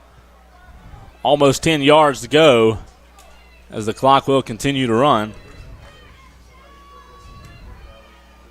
Will Hunter in shotgun formation. Defense looks a little confused, trying to get him to jump. They don't. Hunter came into this game with a 53.8 completion rating. Here's the snap. Hunter drops back, throws. Brown's got it, and they're going to say it hit the ground, and that's going to bring up 4th down. Interesting situation here. That'd be a long field goal. Will they go for it? This is going to be a 49-yard field goal, but I believe we may have the punt team come out. We'll see. No, they're going to try the field goal. Number 85, Robbie Brown, on that last play had all the time in the world to make that catch, but it seemed like quarterback Will Hunter just did not put enough on that ball, just really putting Robbie at an interesting position to try to catch that. 49-yard field goal attempt. Here's the snap. The kick is up. It has the distance, and it is good. So a very nice kick, 49 yards, and the Crusaders, we talked about it, how even a field goal will help. It's a one-possession game now as the Panthers lead by 8. And coming away with the points on that drive, that's big considering ending the first half on an interception for Florida Tech. And North Greenville, not a bad start to start the second half. We will take the points. Down by 8.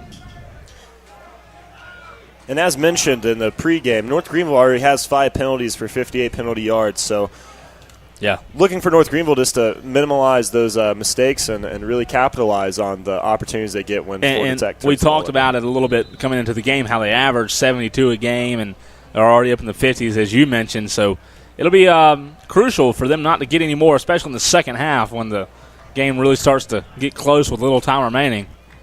We've got to limit those mistakes as the kick team will come out. Gravely ready to kick this one off. 11:30 to go. Crusaders opening drive of the second half. They get 3.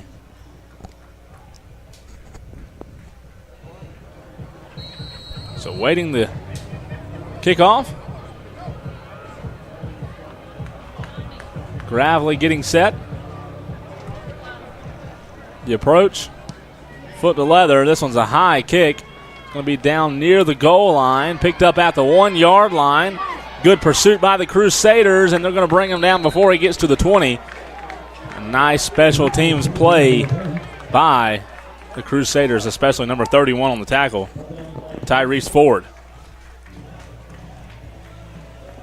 8-point ball game. Defense needs to make a stand here and see if we can get the ball back in the hands of the offense. Mark Cato, a name we keep mentioning this afternoon, 13 for 22 for 190 yards and 3 touchdowns. So North Greenville needs to do a better job this second half of putting some pressure on him and make him make a mistake. Interesting formation we're seeing here by the offensive line for FIT. Offset, if you will. Here's the handoff. Noah's going to be a quarterback keeper. Some pressure. Fumble. Ball's on the ground. The Crusaders say they have it, and they do. And look at the field position. What a play. We talked about how they needed to get pressure on the quarterback. They finally did. That offensive line formation didn't really work there as they've one play turnover, the Crusaders ball. And Mark Cato didn't see that North Greenville defender coming from behind and able to jar that ball loose, and North Greenville comes up with it, and the ball is down on what looks to be the 15-yard line. 15. Great field position here for the Crusaders to start the drive. They got 3 from a Gravely field goal, and now they have a chance to add on and maybe tie this thing up with 11:18 to go. Will Hunter, shotgun formation. Jordan Helms stands to his right. Ashton Hurd in the backfield. 2 receivers left. Here's the handoff to Hurd. Helms with a block.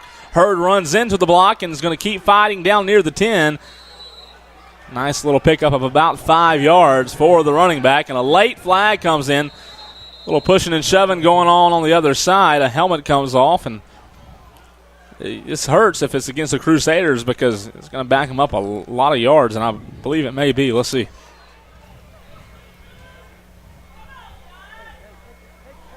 That hurts. Waiting on the official's call here. A little extracurricular activity after the play. And that was from senior Michael Thomas, number 73 for North Greenville.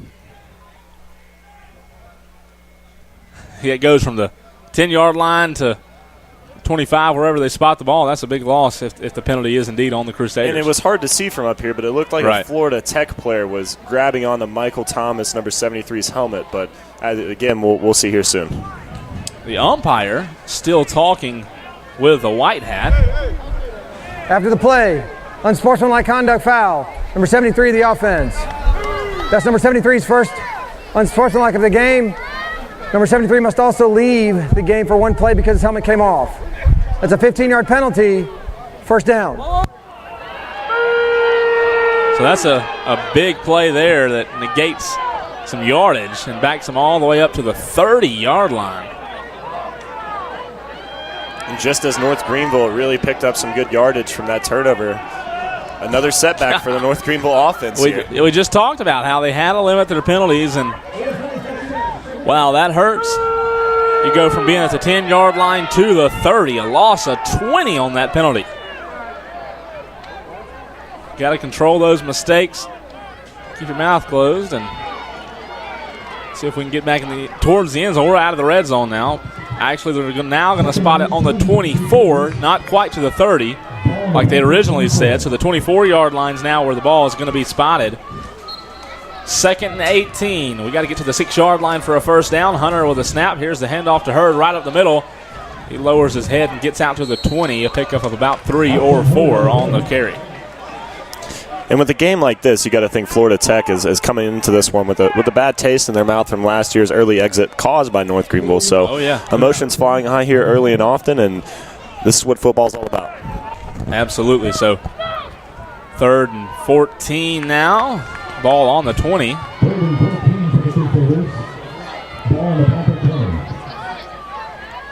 10:24 and rolling is the clock. Will Hunter has Mason Sanders lined up to his right. Tristan Jackson gets the handoff, and he's going to run. Picks up some yardage, lowers his head, gets down near the 10-yard line, and out of bounds.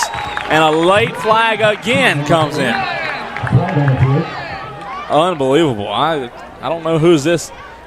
Florida Tech pointing as if it's against North Greenville. They have got to limit these these penalties. After the play, personal foul, offense number 64, 15-yard penalty, 3rd down. Well, this time it's on Caleb Harris, 6'6" offensive lineman. Offensive linemen are usually not the ones that get all these penalties. Since it was a dead ball, 4th down.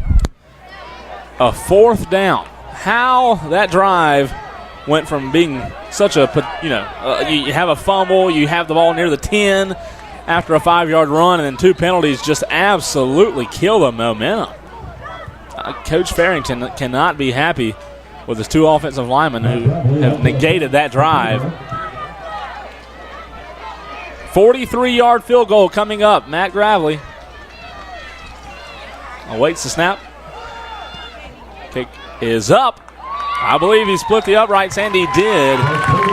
So 3 more, 6 points for the Crusaders here in this first couple of drives in the 3rd quarter. Is now 28-23.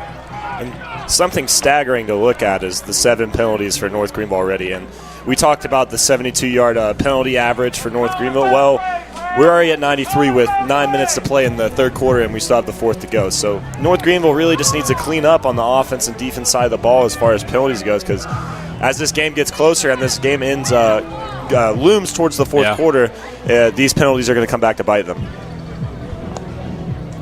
5 points separates the Crusaders and the Panthers. They were able to force a turnover. The defense has not done a bad job at all coming out and getting that turnover, giving the offense another chance. Just unable to get anything going because of a couple of key penalties. And now the Crusaders are going to have to kick off. And something we really haven't touched on, but North Greenville special teams really keeping them in the game, providing good field position for the defense to work with, and making these long field goals. Yeah, absolutely. They have done a great job flipping the field. Bobby Foose, Matt Gravely, all the special teams, and Gravely set to tee it up from the 35. This one's a long kick. It's going to go all the way towards the back of the end zone. You could tell from the get-go that was a big kick there. And things getting a little chippy again down here near the goal line between the 2 teams. And as you said earlier, Florida Tech obviously has a bad taste in their mouth from the last time these 2 teams faced off. North Greenville trying to come back and win this thing. The heat, that doesn't help. You know, it was a lot cooler before the game started, and now both teams pretty hot, and both teams want this one. So I think we're going to have one come down to the fourth quarter here in Tigerville at Yount Stadium. The offense comes back out. The quarterback, number 12, Mark Cato. One play was all they got on that last drive. It was a fumble, and the Crusaders got it. Cato has 2 receivers left, one to the right. Here comes the referee onto the field now, wanting to talk all the way across the field to the FIT coach. Jeff Farrington not looking very happy with the officiating so far this game, especially on the last drive with 2 personal penalties, and now looking to correct some issue that the referees are talking to on the Florida Tech sideline. Well, the referee was on the near side, on the North Greenville side, and came all the way across. I'm not sure exactly what it was. Now the white hat is going to give him the okay, finally. Could be a sideline warning, but we're not too sure. Interesting. As Mark Cato takes the snap, handoff, number 6, Antoine Haynes, about a yard, and that's it. The North Greenville defense gets there. Antoine Haynes having a stellar game with 12 attempts for 89 rushing yards. Yet to see the end zone, but more than likely here with the way he's been running the ball. Haynes stands to his left again, gets the handoff, goes up the middle, maybe one more yard, but nothing going there. Great job by the defense. Devin Turman was in there quickly from that defensive line to plug some holes, and that is going to bring up 3rd and long for the Panthers. This is a crucial 3rd down here, as a stop will give the Crusaders a chance to reclaim the lead. A couple of substitutions now coming on and off the field. Number 1 comes in for number 2. JT Hassel. Excuse me. That's Mello. Mello comes on. Showing blitz are the Crusaders. A quick dump-off pass and real estate galore as they pick up the first down and much more from the pass from Mark Cato. The Crusaders brought a blitz, and with doing that, the linebackers were in the backfield, and that left tons of real estate for the Panthers to pick up some serious yardage, and they do. 1st and 10. Big pickup there by the Panthers. Mark Cato, 2 receivers on the right side. Antoine Haynes stands to his right. Quick pass out here, and a missed tackle, and that's going to result in a first down. Number 18 on the reception, Buck Watkins, the sophomore. And as I said, the heat is going to play a big factor in this game. And as we can see with the North Greenville defense, there's a lot of arm tackling going on right now. And half the battle is just swarming to the ball and wrapping up on tackles. Getting worn down is this Crusader defense, much as they did in the second quarter. And here's the handoff. Haynes, right side, and gets inside the 40 rather. Antoine Haynes just shy 6 yards of eclipsing 100 yards for this game on 14 carries. 7:45 to go in the 3rd quarter. 2nd and 5. Ball on the 38-yard line.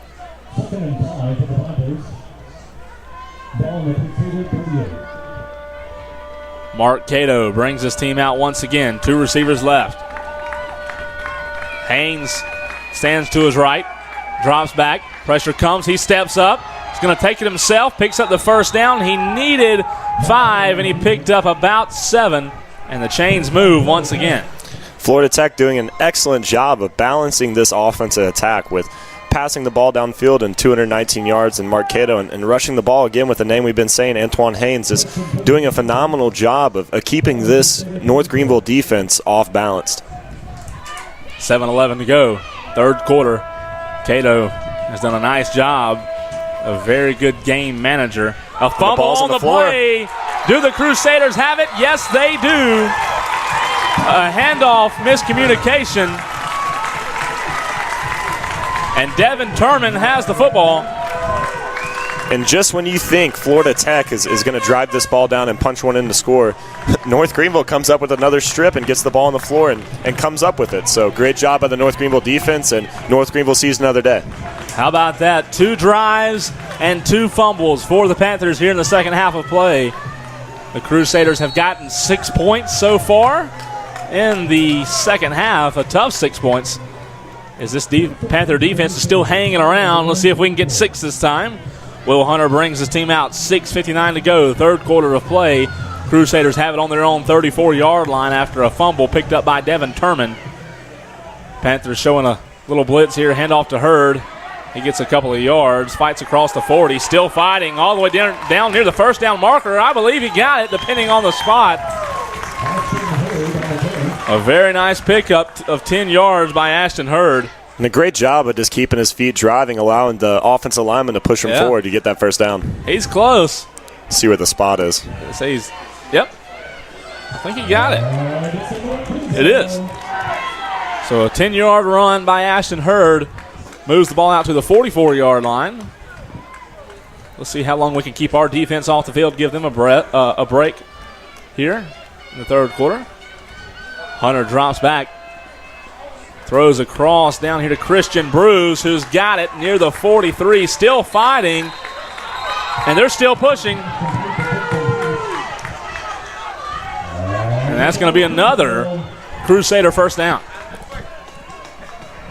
Ball all the way out to the 42-yard line into Panther territory. 2 nice pickups, one by Ashton Hurd and another pass from Hunter to Bruce. This time, Will Hunter has 2 receivers to the right. Mason Sanders all by himself on the left. Ashton Hurd stands behind the quarterback. Here's the pass to Sanders, intended for Sanders. A flag comes out. And Will Hunter gets popped at the end of that play, and he's still down, getting up slowly. Well, I'm not sure what the flag was, but it looked like it should have been one pass interference because Sanders couldn't get on his route because he was being held. So I'm not sure if that's what the flag was or it was something else. Like you said, Will Hunter also got knocked down after the play. Could be 2 flags. I only see 1. Into the face. Defense. 15-yard penalty. Automatic first down. At least illegal use of hands to the face. So that'll be 15 free yards for the Crusaders. And we've seen a couple of penalties hurt and help both teams so far today. And North Greenville has really got to capitalize on this drive, especially after coming off 2 fumbles in Florida Tech's previous offensive drives. NGU's really got to punch one in just right now. 7 yards away from the red zone, 1st and 10. Will Hunter. Stoppage of play, an official timeout here. Maybe an equipment issue with Hunter. I'm not sure. The referee's looking at the quarterback. Strange game we've had this afternoon with a bunch of just weird penalties and weird plays, and look forward to keep interesting. Absolutely. 6:04 to go, and I think whatever the equipment issue was must be fixed now. 28-23. 2 receivers left. 2 to the right. And to go, another whistle being blown and another official timeout. This is a player slow to get up. That may have been what it was. And they're going to make him leave the field. And when number 8 will come in. Kendall Duckworth. First down, ball on the 16. We need 6 on this one. We've had a couple of field goals in this second half, but 6 points here in a PAT would put the Crusaders ahead. Will Hunter takes the snap, a handoff to Hurd right up the middle, and he slips. I think he was going to go down anyways. The offensive line didn't give him much of a space to run, so a gain of 2. 2nd and 8, ball on the 14-yard line. And look for a throw to the outside with Mason Sanders in single coverage right here. They've got a safety. Now they're moving to the opposite side.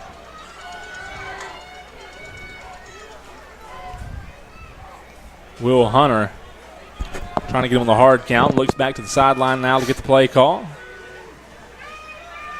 Here's the handoff to Hurd again. He bounces and dances out to the 6-7 yard line. Nice pickup by Ashton Hurd. Close to first down yardage. Ashton Hurd with 117 rushing yards on the day, getting it done on the ground. Well, I'd keep handing it to him until they stopped him, especially here with it being 3rd and 1 on the 8. All you need is a yard. 18 attempts for 119 yards with a long of 21. Great day for Ashton Hurd. And he has a chance to extend this drive right here. Tristan Jackson in the ball game. Brown and Bruce on the right side. Helm stands to Hunter's left. Here's the snap. He pulls it, throws. He's got Brown for the first down, I believe, and it is going to be another Crusader first down. And what a catch by Robbie Brown on the side right there, just reeling that in. And that's something he's done all season long, is just make these phenomenal catches in tight coverage, double coverage. It doesn't matter. If you throw the ball up to number 85, he's going to come down with it more often than not. That was indeed a nice catch. A tightrope on the sideline. 1st and goal from the 3. Helm still in the ball game. Ashton Hurd back in the game now behind the quarterback. Here's the handoff to Hurd. He dances, patience, drives, and he gets down to the 2-yard line. So just a couple of yards short of the end zone. Crusaders have taken a lot of time off the clock on this drive. 2 fumbles from the Panthers here in the second half have allowed the Crusaders to get some points. 6 points have been scored already, and we're looking for 6 more. Hunter has Tristan Jackson behind him. Robbie Brown in motion. Hunter with the snap. Jackson takes it right up the middle, almost untouched, and the Crusaders find pay dirt, and they reclaim the lead with 2:46 to go in the 3rd quarter.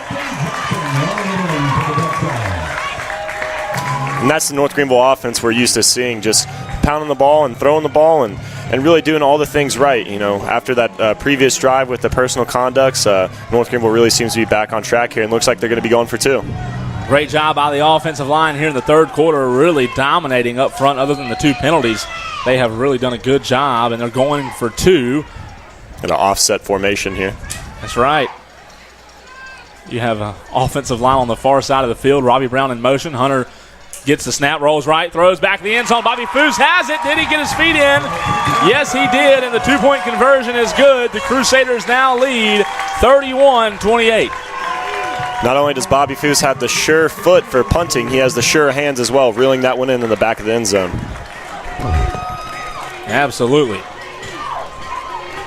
Bobby Foose being used all over the field. Man, he is so useful. As you mentioned, punts, tight end, run blocking, pass blocking. He can catch, he can run it, he can do it all. 54-yard punt earlier in the first half, and North Greenville did a good job of disguising him as a run blocker on his touchdown, and he streaked upfield for a pretty easy score. And then right there, just being tough and reeling that ball in the back of the end zone and just coming down with the ball. 13 unanswered points, 13 points for the Crusaders. That drive with 6 plays, 66 yards, 4 minutes, 13 seconds. Topped off by a 2-yard run by Jackson. Matt Bradley picking up. North Greenville getting set for kickoff here at Yount Stadium. 2:46 to go. Gravely, a low line drive kick. It goes over the head of the return man, and this is going to be a touchback out to the 25. 2:46 to go, 3rd quarter. You know, the halftime adjustments, that's one of the biggest keys in any football game, and it seems as if North Greenville has made the adjustments they've needed to on offense. They've moved the ball at their own pace, but the 2 penalties hurt them on the first drive, and they've done pretty well here in the second half. Not only making the offensive adjustment, but on the defensive side of the ball, too. North Greenville putting great pressure on Florida Tech's quarterback, and you've seen it, two forced fumbles, and North Greenville capitalized with a field goal and capitalized with a touchdown. Let's see if we can go for 3 straight on this drive. 2 straight fumbles already from the Panthers. Mark Cato brings his team out. Shotgun formation. Pulls it, looking deep, plenty of time. Now the pocket collapses, he rolls right, keeping the play alive, throws it to his receiver for a nice catch near midfield. Mark Cato has really done a nice job for the Panthers and keeping them in a lot of plays. And again, nice job by North Greenville getting pressure on the quarterback. Mark Cato able to escape the pocket and find a receiver cutting back towards him, and it was a nice completion upfield. Defense was trying to stay home, but when the quarterback rolls out, it kind of throws the defense for a loop. 1st and 10. Cato drops back. This time hands it off. And nothing going there for Haynes. 2nd and 9. 2:09 to go, third quarter. 2nd and 9. Ball number 49. 2nd and 9 for the Panthers. Mark Cato, 2 receivers left, 1 to the right.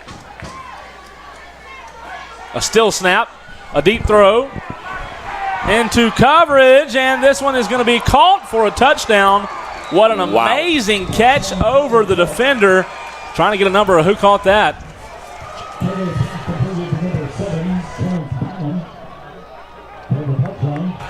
Trying to see. That was Johnny Worthy in coverage.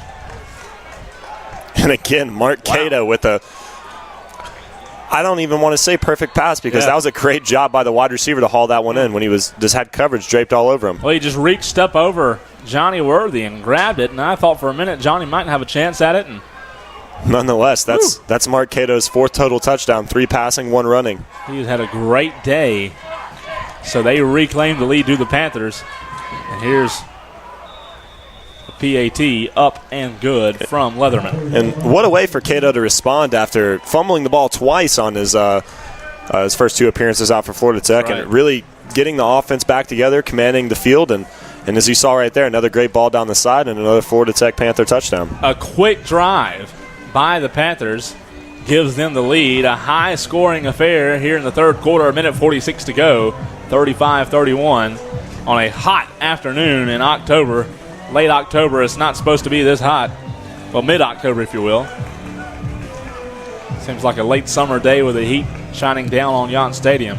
And Florida Tech leading all categories. Florida Tech's got 21 first downs total to North Greenville's 20, 112 rushing yards, 293 passing yards with 405 yards total offense. North Greenville is leading in the penalty department, which isn't good, but Florida Tech also has more turnovers. So as we get down to the fourth quarter, look for this game to even up even more.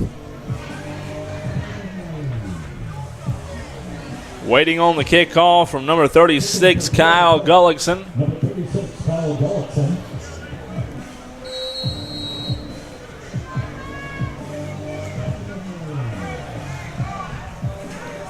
Two Crusaders back deep to receive this one.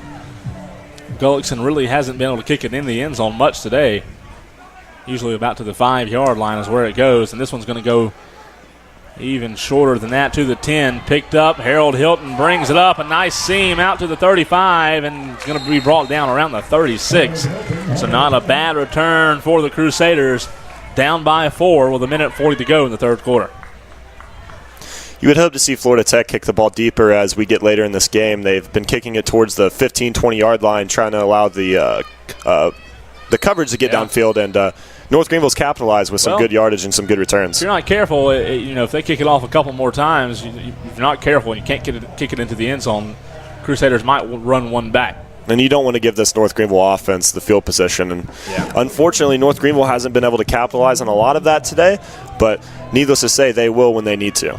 Will Hunter sends Jordan Helms to the right. Hunter throws it, hits Robbie Brown in the hands, and drops it. Looks like Robbie Brown thought that one might have been picked off, wasn't expecting that ball, and hit him right in between the numbers. That's exactly what happened. I think Robbie, the pass was so tightly thrown, Hunter had to thread the needle, and Robbie thought that the defender was going to grab it, and it didn't even look like Robbie put his hands up to catch it. What a pass, though, by Will Hunter. He hit Robbie in the numbers. 2nd and 10. Trips right. Sanders to the left. Helms in motion to the left side. Here's the snap. Handoff. They finally get it to Hurd. Hurd falls for a loss, and this is not how this Crusader drive needed to start with a loss of 1 in 2 plays. Hurd unable to keep his feet right there. Great job by the Florida Tech defender to trip him up. If he would have bounced outside, that would have been some trouble for that Florida Tech defense. We're going to say he did get back to the original line of scrimmage, so 3rd and 10 is the down and distance ball on the 35-yard line. Will Hunter has it in shotgun formation. 2 receivers right. Foose right behind the right guard. Sanders all by himself on the left side. Under a minute to play. Hunter looking to the sideline, and he's going to have to call a timeout because the play clock was at 2. And a timeout, Crusaders. 49 seconds to go, third quarter.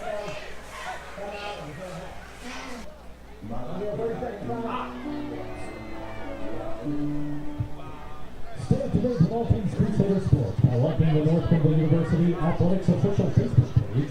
Follow on Instagram and Twitter @Crusader_sports. And now there's another great way to connect to your iPhone and Android devices by getting the Swords Up app. NGU is teaming up with Superfan U, bringing the latest Crusader sports news, schedules, live streams, and more to right wherever you are. Plus giving you ways to earn points to score exclusive prizes. For more information about the Swords Up app and all things Crusader sports, visit North Greenville University Athletics website at www.nguathletics.com.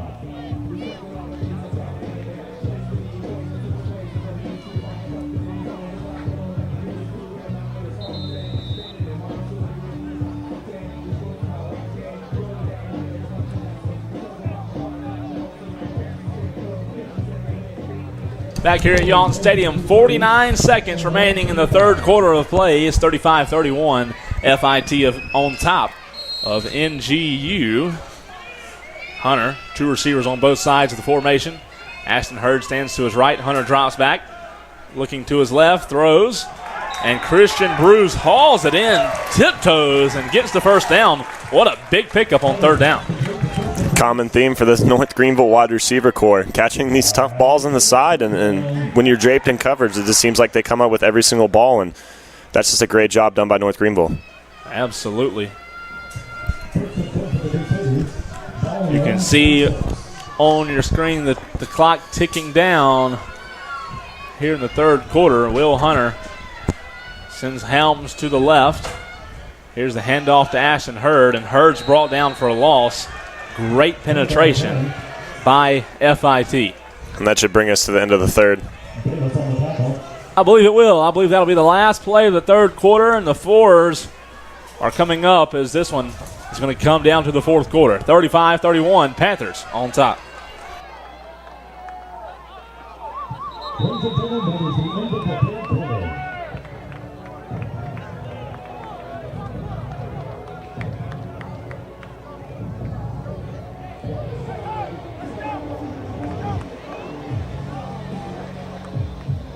Here's a look at your NGUathletics.com upcoming events calendar. Men's soccer is on the road today at Toronto. They return home in Pepsi Stadium next Saturday, October 21st at 4 p.m. to face off against Parton College. It's Senior Day again. Women's soccer is also on the road at Toronto today. Then they go to Morgan on Tuesday. Then return home next Saturday as well to face Parton. That's at 2. Then the women return home. Then they go to Leeds McCray that following Tuesday and finish out the season on Saturday, October 28th against Converse. Lady Crusader Volleyball will have a couple of road games in the next couple of weeks before returning home on Friday, October 27th for a 7 p.m. match against Belmont Abbey. Your Crusader football team heads to Parts of Women next Saturday, then is on the bye week before returning to play in Tigerville Saturday, November 4th for homecoming and senior day against Delta State. Please note the game time is at 2:30 p.m. that day. For complete schedules and updates about all your favorite Crusader sports, check out www.nguathletics.com.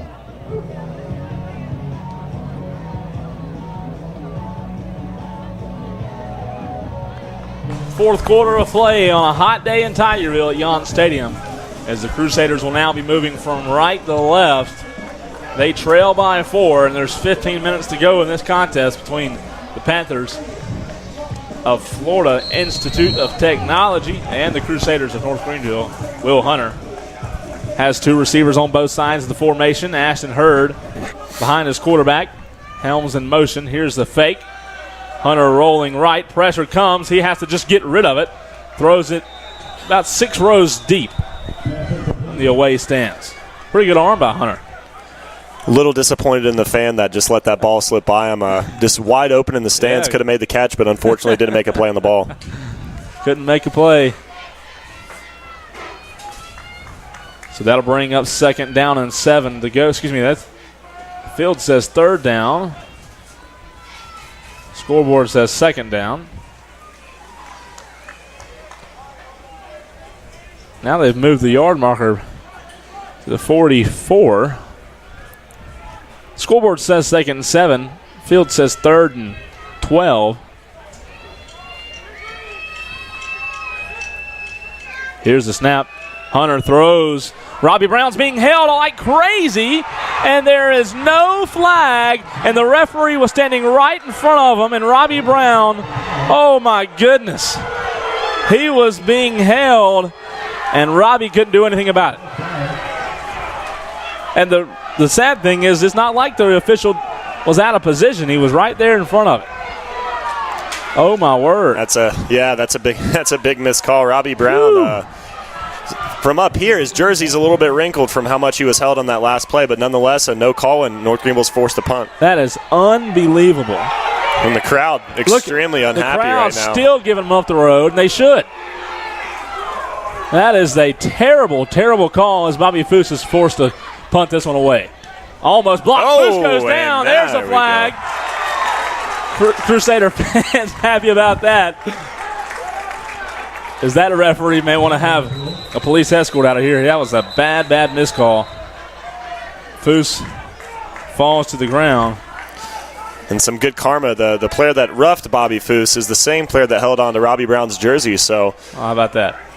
All 225 pounds of Bobby fell. And if you miss that, you may as well just go ahead and pack your bags and go to the house, because I don't know if you can miss that one.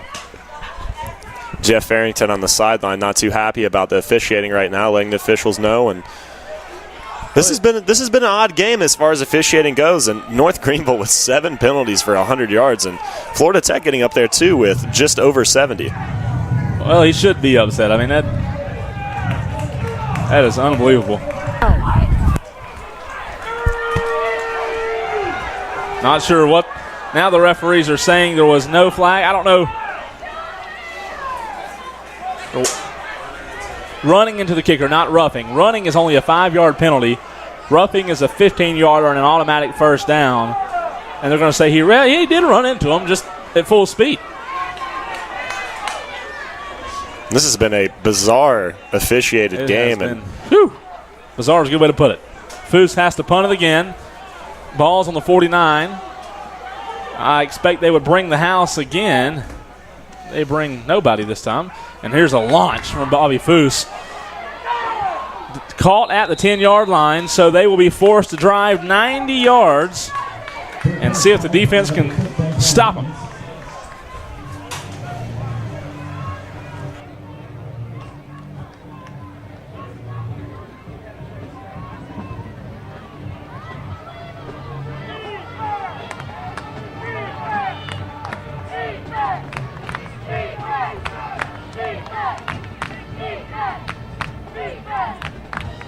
Crowd getting into it, wanting a stop by the defense. As this one's coming down to the fourth quarter, the heat's getting to everybody, I believe, here in Yount Stadium, as it is 1st and 10 on the 11. Quarterback Mark Cato brings his team out. They made a long trip up here, and they don't want to go home with a loss. They have the lead. Mark Cato, plenty of time, throws to a receiver who has nobody on him. The DBs are playing 10 yards off the ball, and that's an easy first down. And we've seen a lot of those completions today where the Florida Tech wide receivers are out in the flat, or they're upfield with nobody on them within 5 to 10 yards, like you said. And this has allowed Florida Tech to advance the ball upfield with ease. Now they're going to put 3 receivers on the far right side. Cato, shotgun formation. There's 10 yards between the receiver and the defensive back. Crowd getting into this one.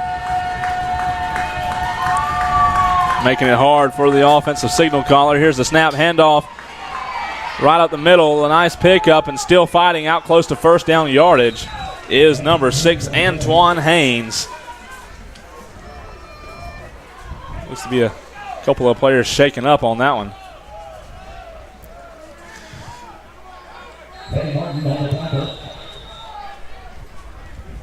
Seems like a North Greenville player fell on one of his teammates right there. Could be just had the breath knocked out of them. That's kind of what it looks like to be. Now some players having to calm some other North Greenville players down. I think this heat's really gotten to everybody, like we said earlier. It's hot, people getting frustrated. And this is a playoff rematch, and these are two teams that are fighting for playoff spots, and these are two teams that definitely. Mark Cato waiting on the snap. North Greenville lets the runner get out about 10 yards and still fights.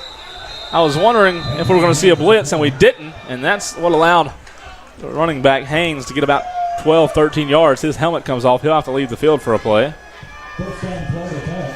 Antoine Haynes again with running the ball right up the middle and gaining what it looks like to be 13 yards or 12 yards on that carry, and that's just been the common theme for him. He hasn't really been stopped at all by this North Greenville defense, and that's something that's going to play. It's going to be huge come down to the fourth quarter. Well, their offensive line's given them all day, whether it be in the passing game. They have done a great job run blocking.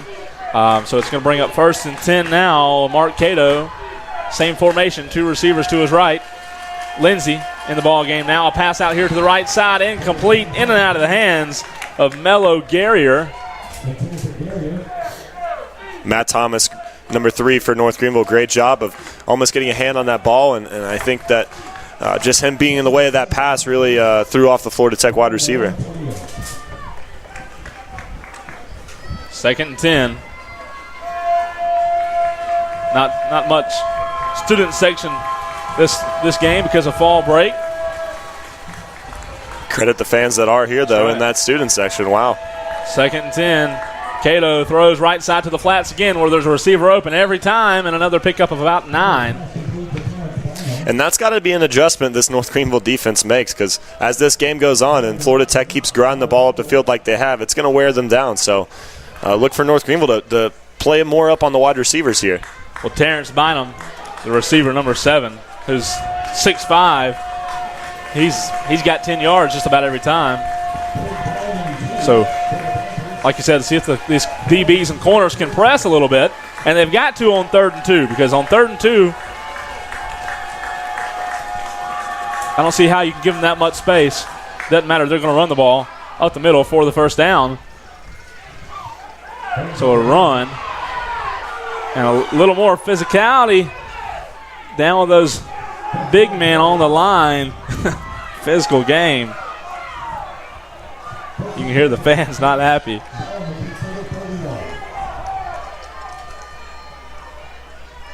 First and 10. Panthers score here. It's going to make it extremely difficult for the Crusaders, as that'll put them down by 2 scores here in the fourth quarter. Here's the snap. Cato fumbles. He watches it, grabs it, slings it down to a receiver who was open but overthrows it. There was no pressure, so that's why he wasn't extremely fast getting on the ball. Almost another disastrous play for number 12 for Florida Tech, and he gets lucky there, throws the ball out of bounds, and Florida Tech lives to see another day. Well, that was actually a good snap. It was just a mishandled snap by the quarterback. So 2nd and long, and this has got to be where the Crusaders make a stop. They call a break on 1st down. They've got 2 more tries as a little bit of shade covers the field in Yount Stadium. Crusaders need a stop. Here's the snap. Looking left. All you got to do is read his eyes, but there's a man wide open out in the flats again, and that's close to another 1st down. And Matt Thomas trying to make a play on that, almost getting an interception, but he was close. Very close, but unfortunately the Florida Tech came down with the ball, and they're moving the chains again. So they did get the 1st down. And this has been a long drive for this Crusader defense, and they need to get off the field somehow, either forcing a 3-and-out or forcing a turnover here. They've been on the field for a long, long time. 1st and 10. Ball on the 31.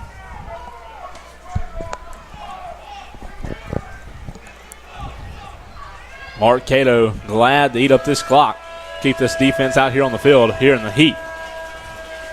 Watch for the run here. And there it is. A big hole and a 1st down almost, depending on the spot, for Sakiah Lindsey.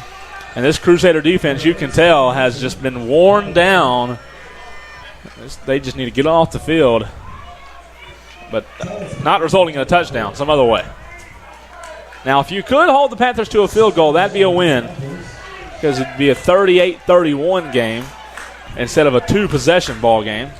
So if you somehow hold them to a field goal, that would be a huge win for this defense after being on the field for so long here in this drive. 9 plays, 67 yards. Whew.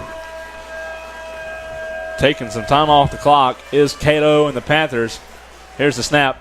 Another run. He runs outside, got the first down, and he's going to pick it up. That's Sakiah Lindsey. 10-21. They're going to say he went out of bounds. And one thing you don't want to do as the North Greenville's offense is get back out on the field and have a short drive, forcing your defense to go out there and try to hold them again. You got to have a long drive, and it's got to be methodical, and it's got to result in points. 35-31. 10 minutes to go in this contest. Panthers looking to score here.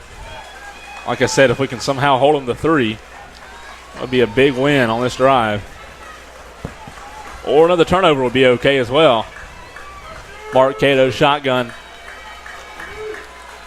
Handoff. Couple of yards. Still fighting is Sakiah.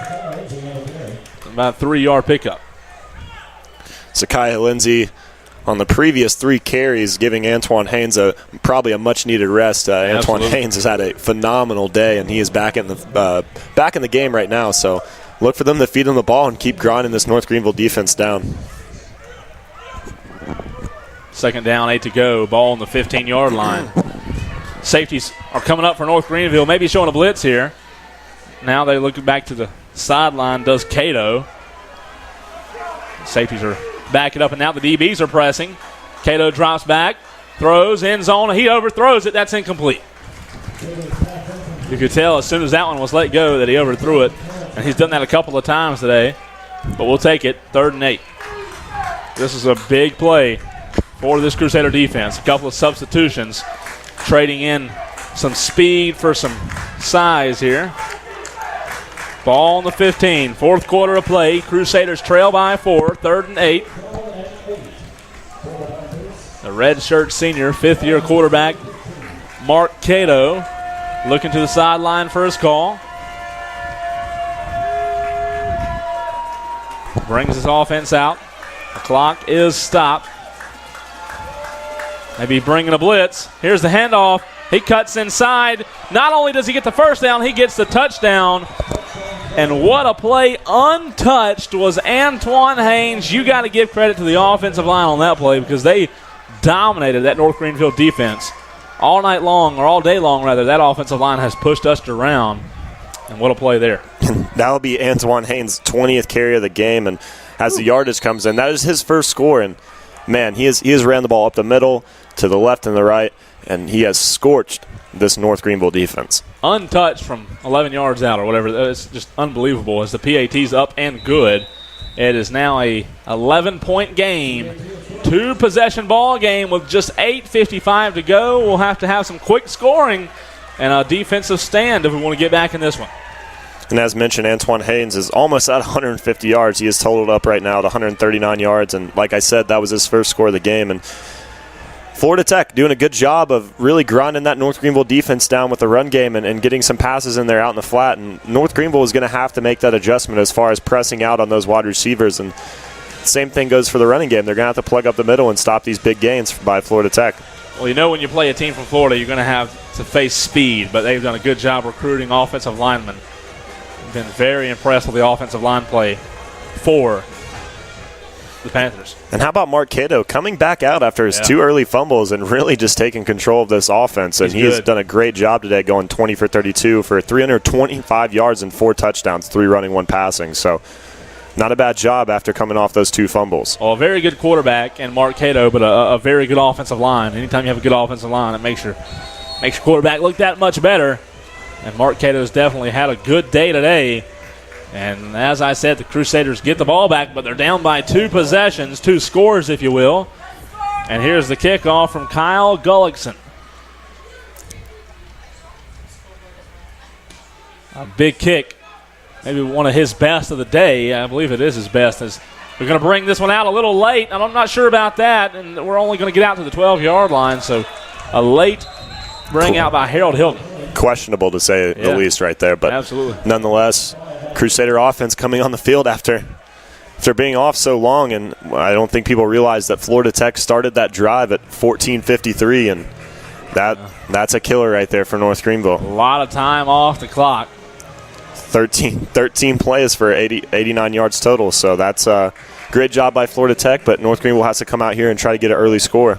Crusaders better stay familiar with this team, as they'll be a full member of the Gulf South next year in the 2018 season, playing all these teams every year. Will Hunter brings his team out to the 18-yard line. Ashton Hurd stands behind his quarterback. Hunter with the snap. Handoff Hurd, counterplay right side, and that defensive line just barrels their way through and stops Hurd right in his tracks.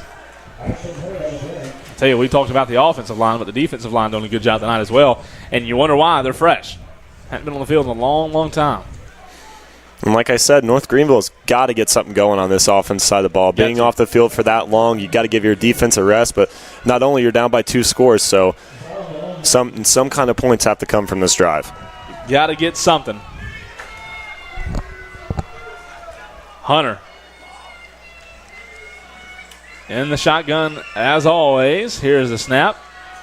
Pressure comes. He gets rid of it. Actually, it's going to be a fumble, but I believe the offensive line falls on it. And that'll bring up third and about 9 or 10 as he was hit from behind. Thankfully, the Crusaders fall. If that goes in the hands of the Panthers, I believe that's your ball game. It's as quick as they can score. Pass incomplete is what they say. Huh. That was a late whistle. So 3rd and 9. North Greenville really caught a break right there. One last chance here. I probably have to punt this ball if you don't convert here on 3rd down. Will Hunter trying to get them on the hard count. They don't bite. Looking over to the sideline now for the play call. Hurd comes up and stands to the right of his quarterback. Here's the snap. Hunter looking right, throws quickly, and it's going to be incomplete, intended for Robbie Brown. And the offensive lackluster here in the second half continues, as they've got 1 touchdown in the second half and 2 field goals. So the Crusader offense comes off the field, and the defense has to come right back on. And credit this Florida Tech defense again, clamping down on those 3rd downs, and they've done a phenomenal job, and the scoreboard doesn't show, but Florida Tech has played an excellent game, offense and defense, and this has been a fun football game to watch nonetheless. 42-31, just under 8 minutes to play here in the ball game. Bobby Fu stands on his own 4-yard line. No rush, plenty of time, gets it off, floats past midfield. It bounces out of bounds, and no, stays in bounds. It goes to the 41, 42-yard line. And that's where the Panthers will start this drive. If you're still holding on to something here, you got to get a quick stop. You cannot let the Panthers get any kind of drive going. You've got to get a quick stop, give it back to your offense, and see if they can get back on the board.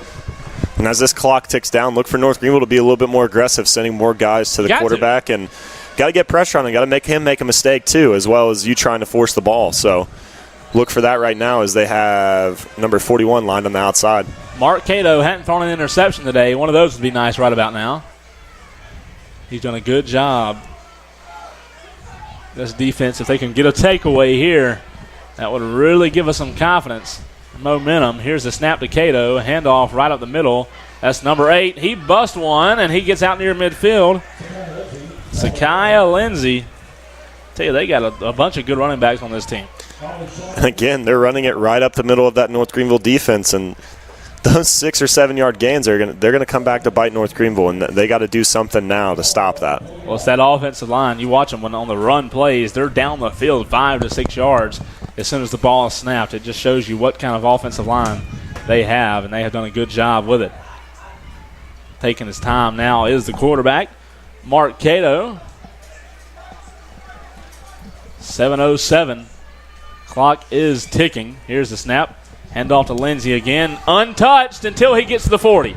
Unbelievable. Another run up the middle. That just shows you how big of a push he's getting from that offensive line. If he's untouched until he gets into the secondary.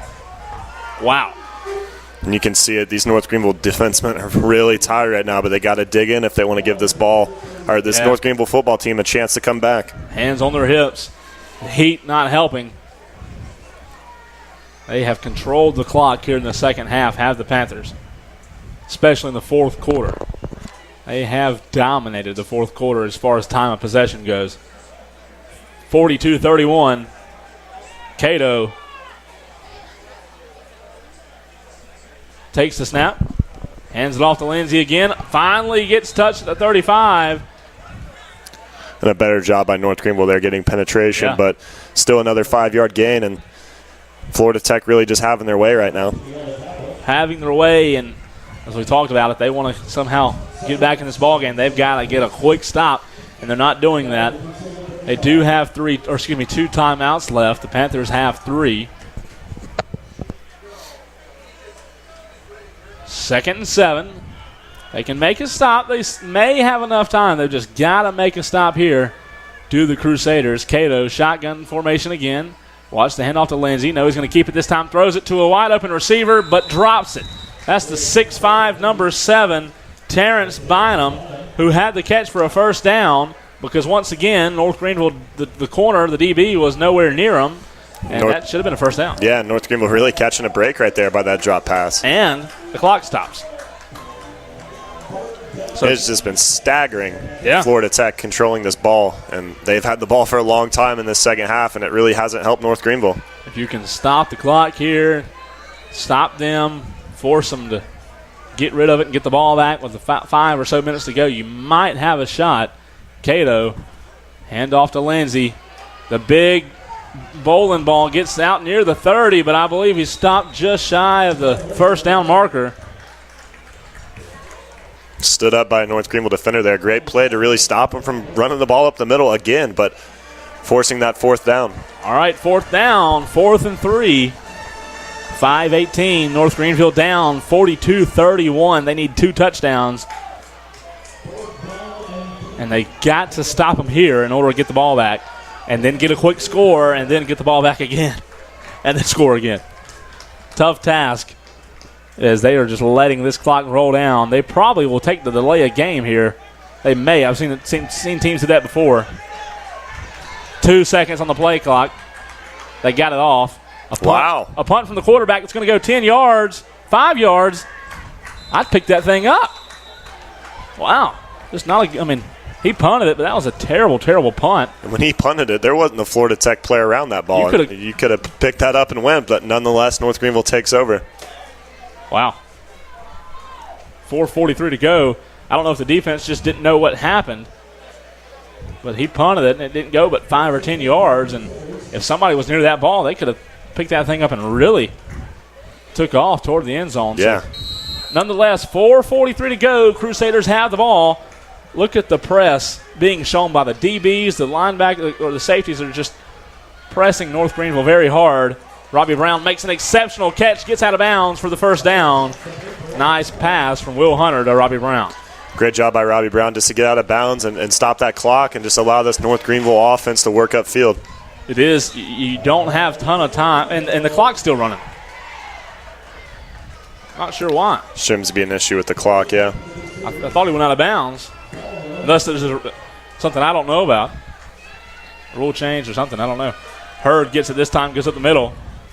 Gets out to the 44, and that's where he'll be stopped. 43, rather.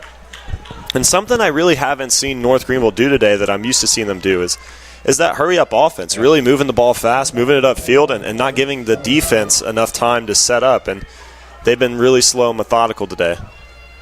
Here's another handoff to Hurd. Gets across the 45, and he's shy of the first down marker. Surprised we're running the ball back-to-back plays here, down by 2 scores. Seems if maybe if the coaching staff realize this one's out of reach. You got to go deep here soon. They did get enough for the first down. Clock's rolling.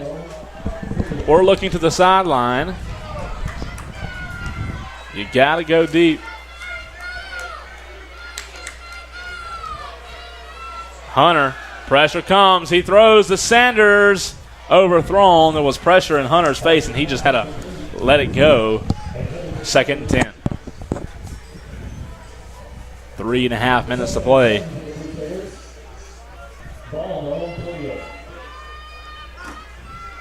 Ball on the 48-yard line.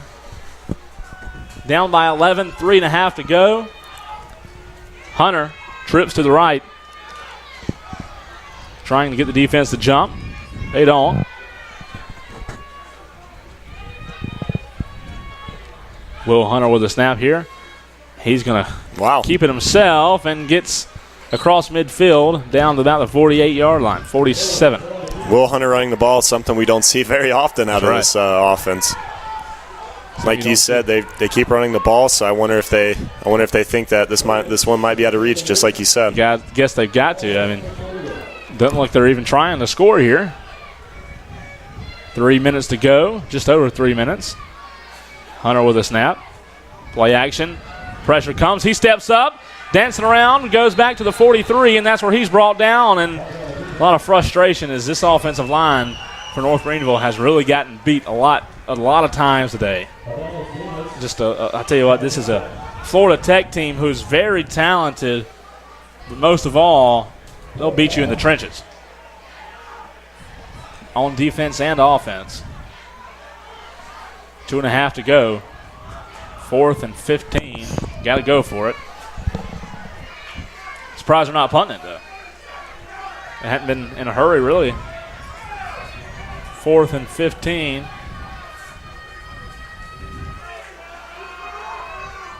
Hunter drops back, rolls right. Pressure's coming. He throws. It hits Christian Bruce in the hands for the first down, but Christian drops it.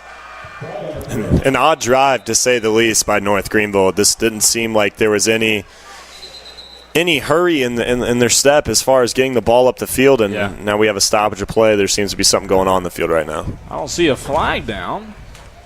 Referee's talking it over, and like you said, drop ball for the first down, and looks like North Greenville's offense is heading off the field. After the play, unsportsmanlike conduct foul. Number 90 of the defense. That's a 15-yard penalty from the previous spot. Ball changes possession. First down. So there is a flag, and I finally see it down near the 23. Yeah. So personal foul. Florida Tech will still have the ball, but will be a 15-yard penalty deducted. 1st and 10. 2 minutes and 10 seconds to go. You would think Florida Tech, as they did last drive, would just run the ball and run this clock out and head back down the road to Florida.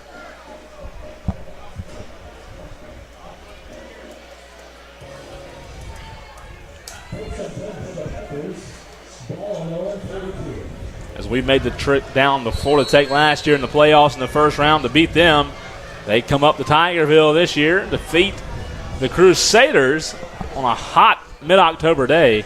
Linebacker showing blitz. Here's the handoff. A big hole untouched is the running back. He's finally brought down to the 42-yard line. Wow. Sakiah Lindsay, I think anybody can run behind that offensive line. Yeah, Sakiah coming in. Antoine Haynes and really just really stepping up and running the ball well. The bigger back in Sakiah. They give you a ton of holes. I mean, he ran 12 yards before he was touched. Over 200 yards rushing for this Florida Tech offense, and that's huge. That's a big stat right there. Taking his time is Mark Cato, and you talk about the play of Mark Cato. I've been impressed with him as well all night, or all day long, rather. A handoff this time to number 6, Antoine Haynes, rather, and he get another 10-yard gain. Yeah, it's just so easy. Like you said about Mark Cato, and the thing I'm most impressed about him with is his composure. You know, after coming out and fumbling those 2 balls to start the second half, you would think that the momentum would have shifted over to North Greenville, but him being a senior, the poise he had just to command that offense and bring them back has really shown, and it put him in a position to win the game today. 2nd down and 2 to go. 60 seconds remaining in this one. Fans starting to clear out, like we said, on a hot afternoon in Tigerville. Just now touching 80 degrees. Whew. Here's the handoff again to Haynes. He breaks some tackles. Matthew Thomas finally brings him down. It's not supposed to be 80 degrees in the middle of October. Welcome to the South. 40 seconds to go. Clock stops because they did get the first down. But that'll pretty much do it.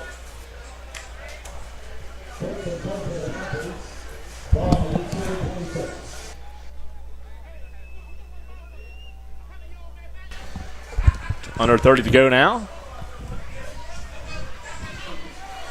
And this will most likely be the last play of the game.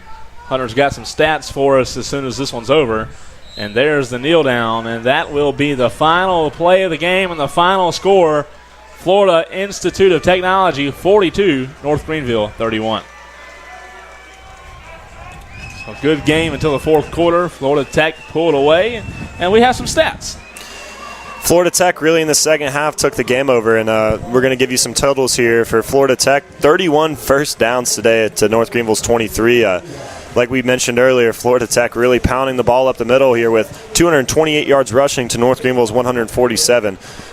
Needless to say, though, Ashton Hurd for North Greenville, 25 attempts for 136 yards, and that's a very good day on the ground. But Antoine Haynes, running back for Florida Tech, with 22 attempts for 155 yards and 1 touchdown. For passing, we have Florida Tech with 325 yards passing the ball, and that goes to their quarterback, Mark Cato, who went 20 for 33 for 325 yards, 4 touchdowns, and he had 1 rushing as well. So total offense, 552 to North Greenville's 350. And something that we can take away from this game, I mean, there was a lot of offense to be played compared to last year's playoff matchup. And penalties, again, killing North Greenville, 7 penalties for 100 yards. And Florida Tech not doing so well in that department either. 8 penalties for 68 yards, and Florida Tech 2 fumbles to start the second half to North Greenville's 1 interception there at the first half, into the first half. So Florida Tech's going to advance to 4-3 on the year. North Greenville falling to 3-4, and this loss really hurts North Greenville's playoff chance, don't you think? Yeah, absolutely, it sure does. And as you mentioned, a high-scoring affair, 73 total points today in today's contest as North Greenville and Florida Tech fought it out. It was close until the fourth quarter. Florida Tech pulled away, just pounded the running game right up the middle, and that's what separated them in this ball game. I want to thank everybody for watching on today's broadcast. And again, the final score 42-31.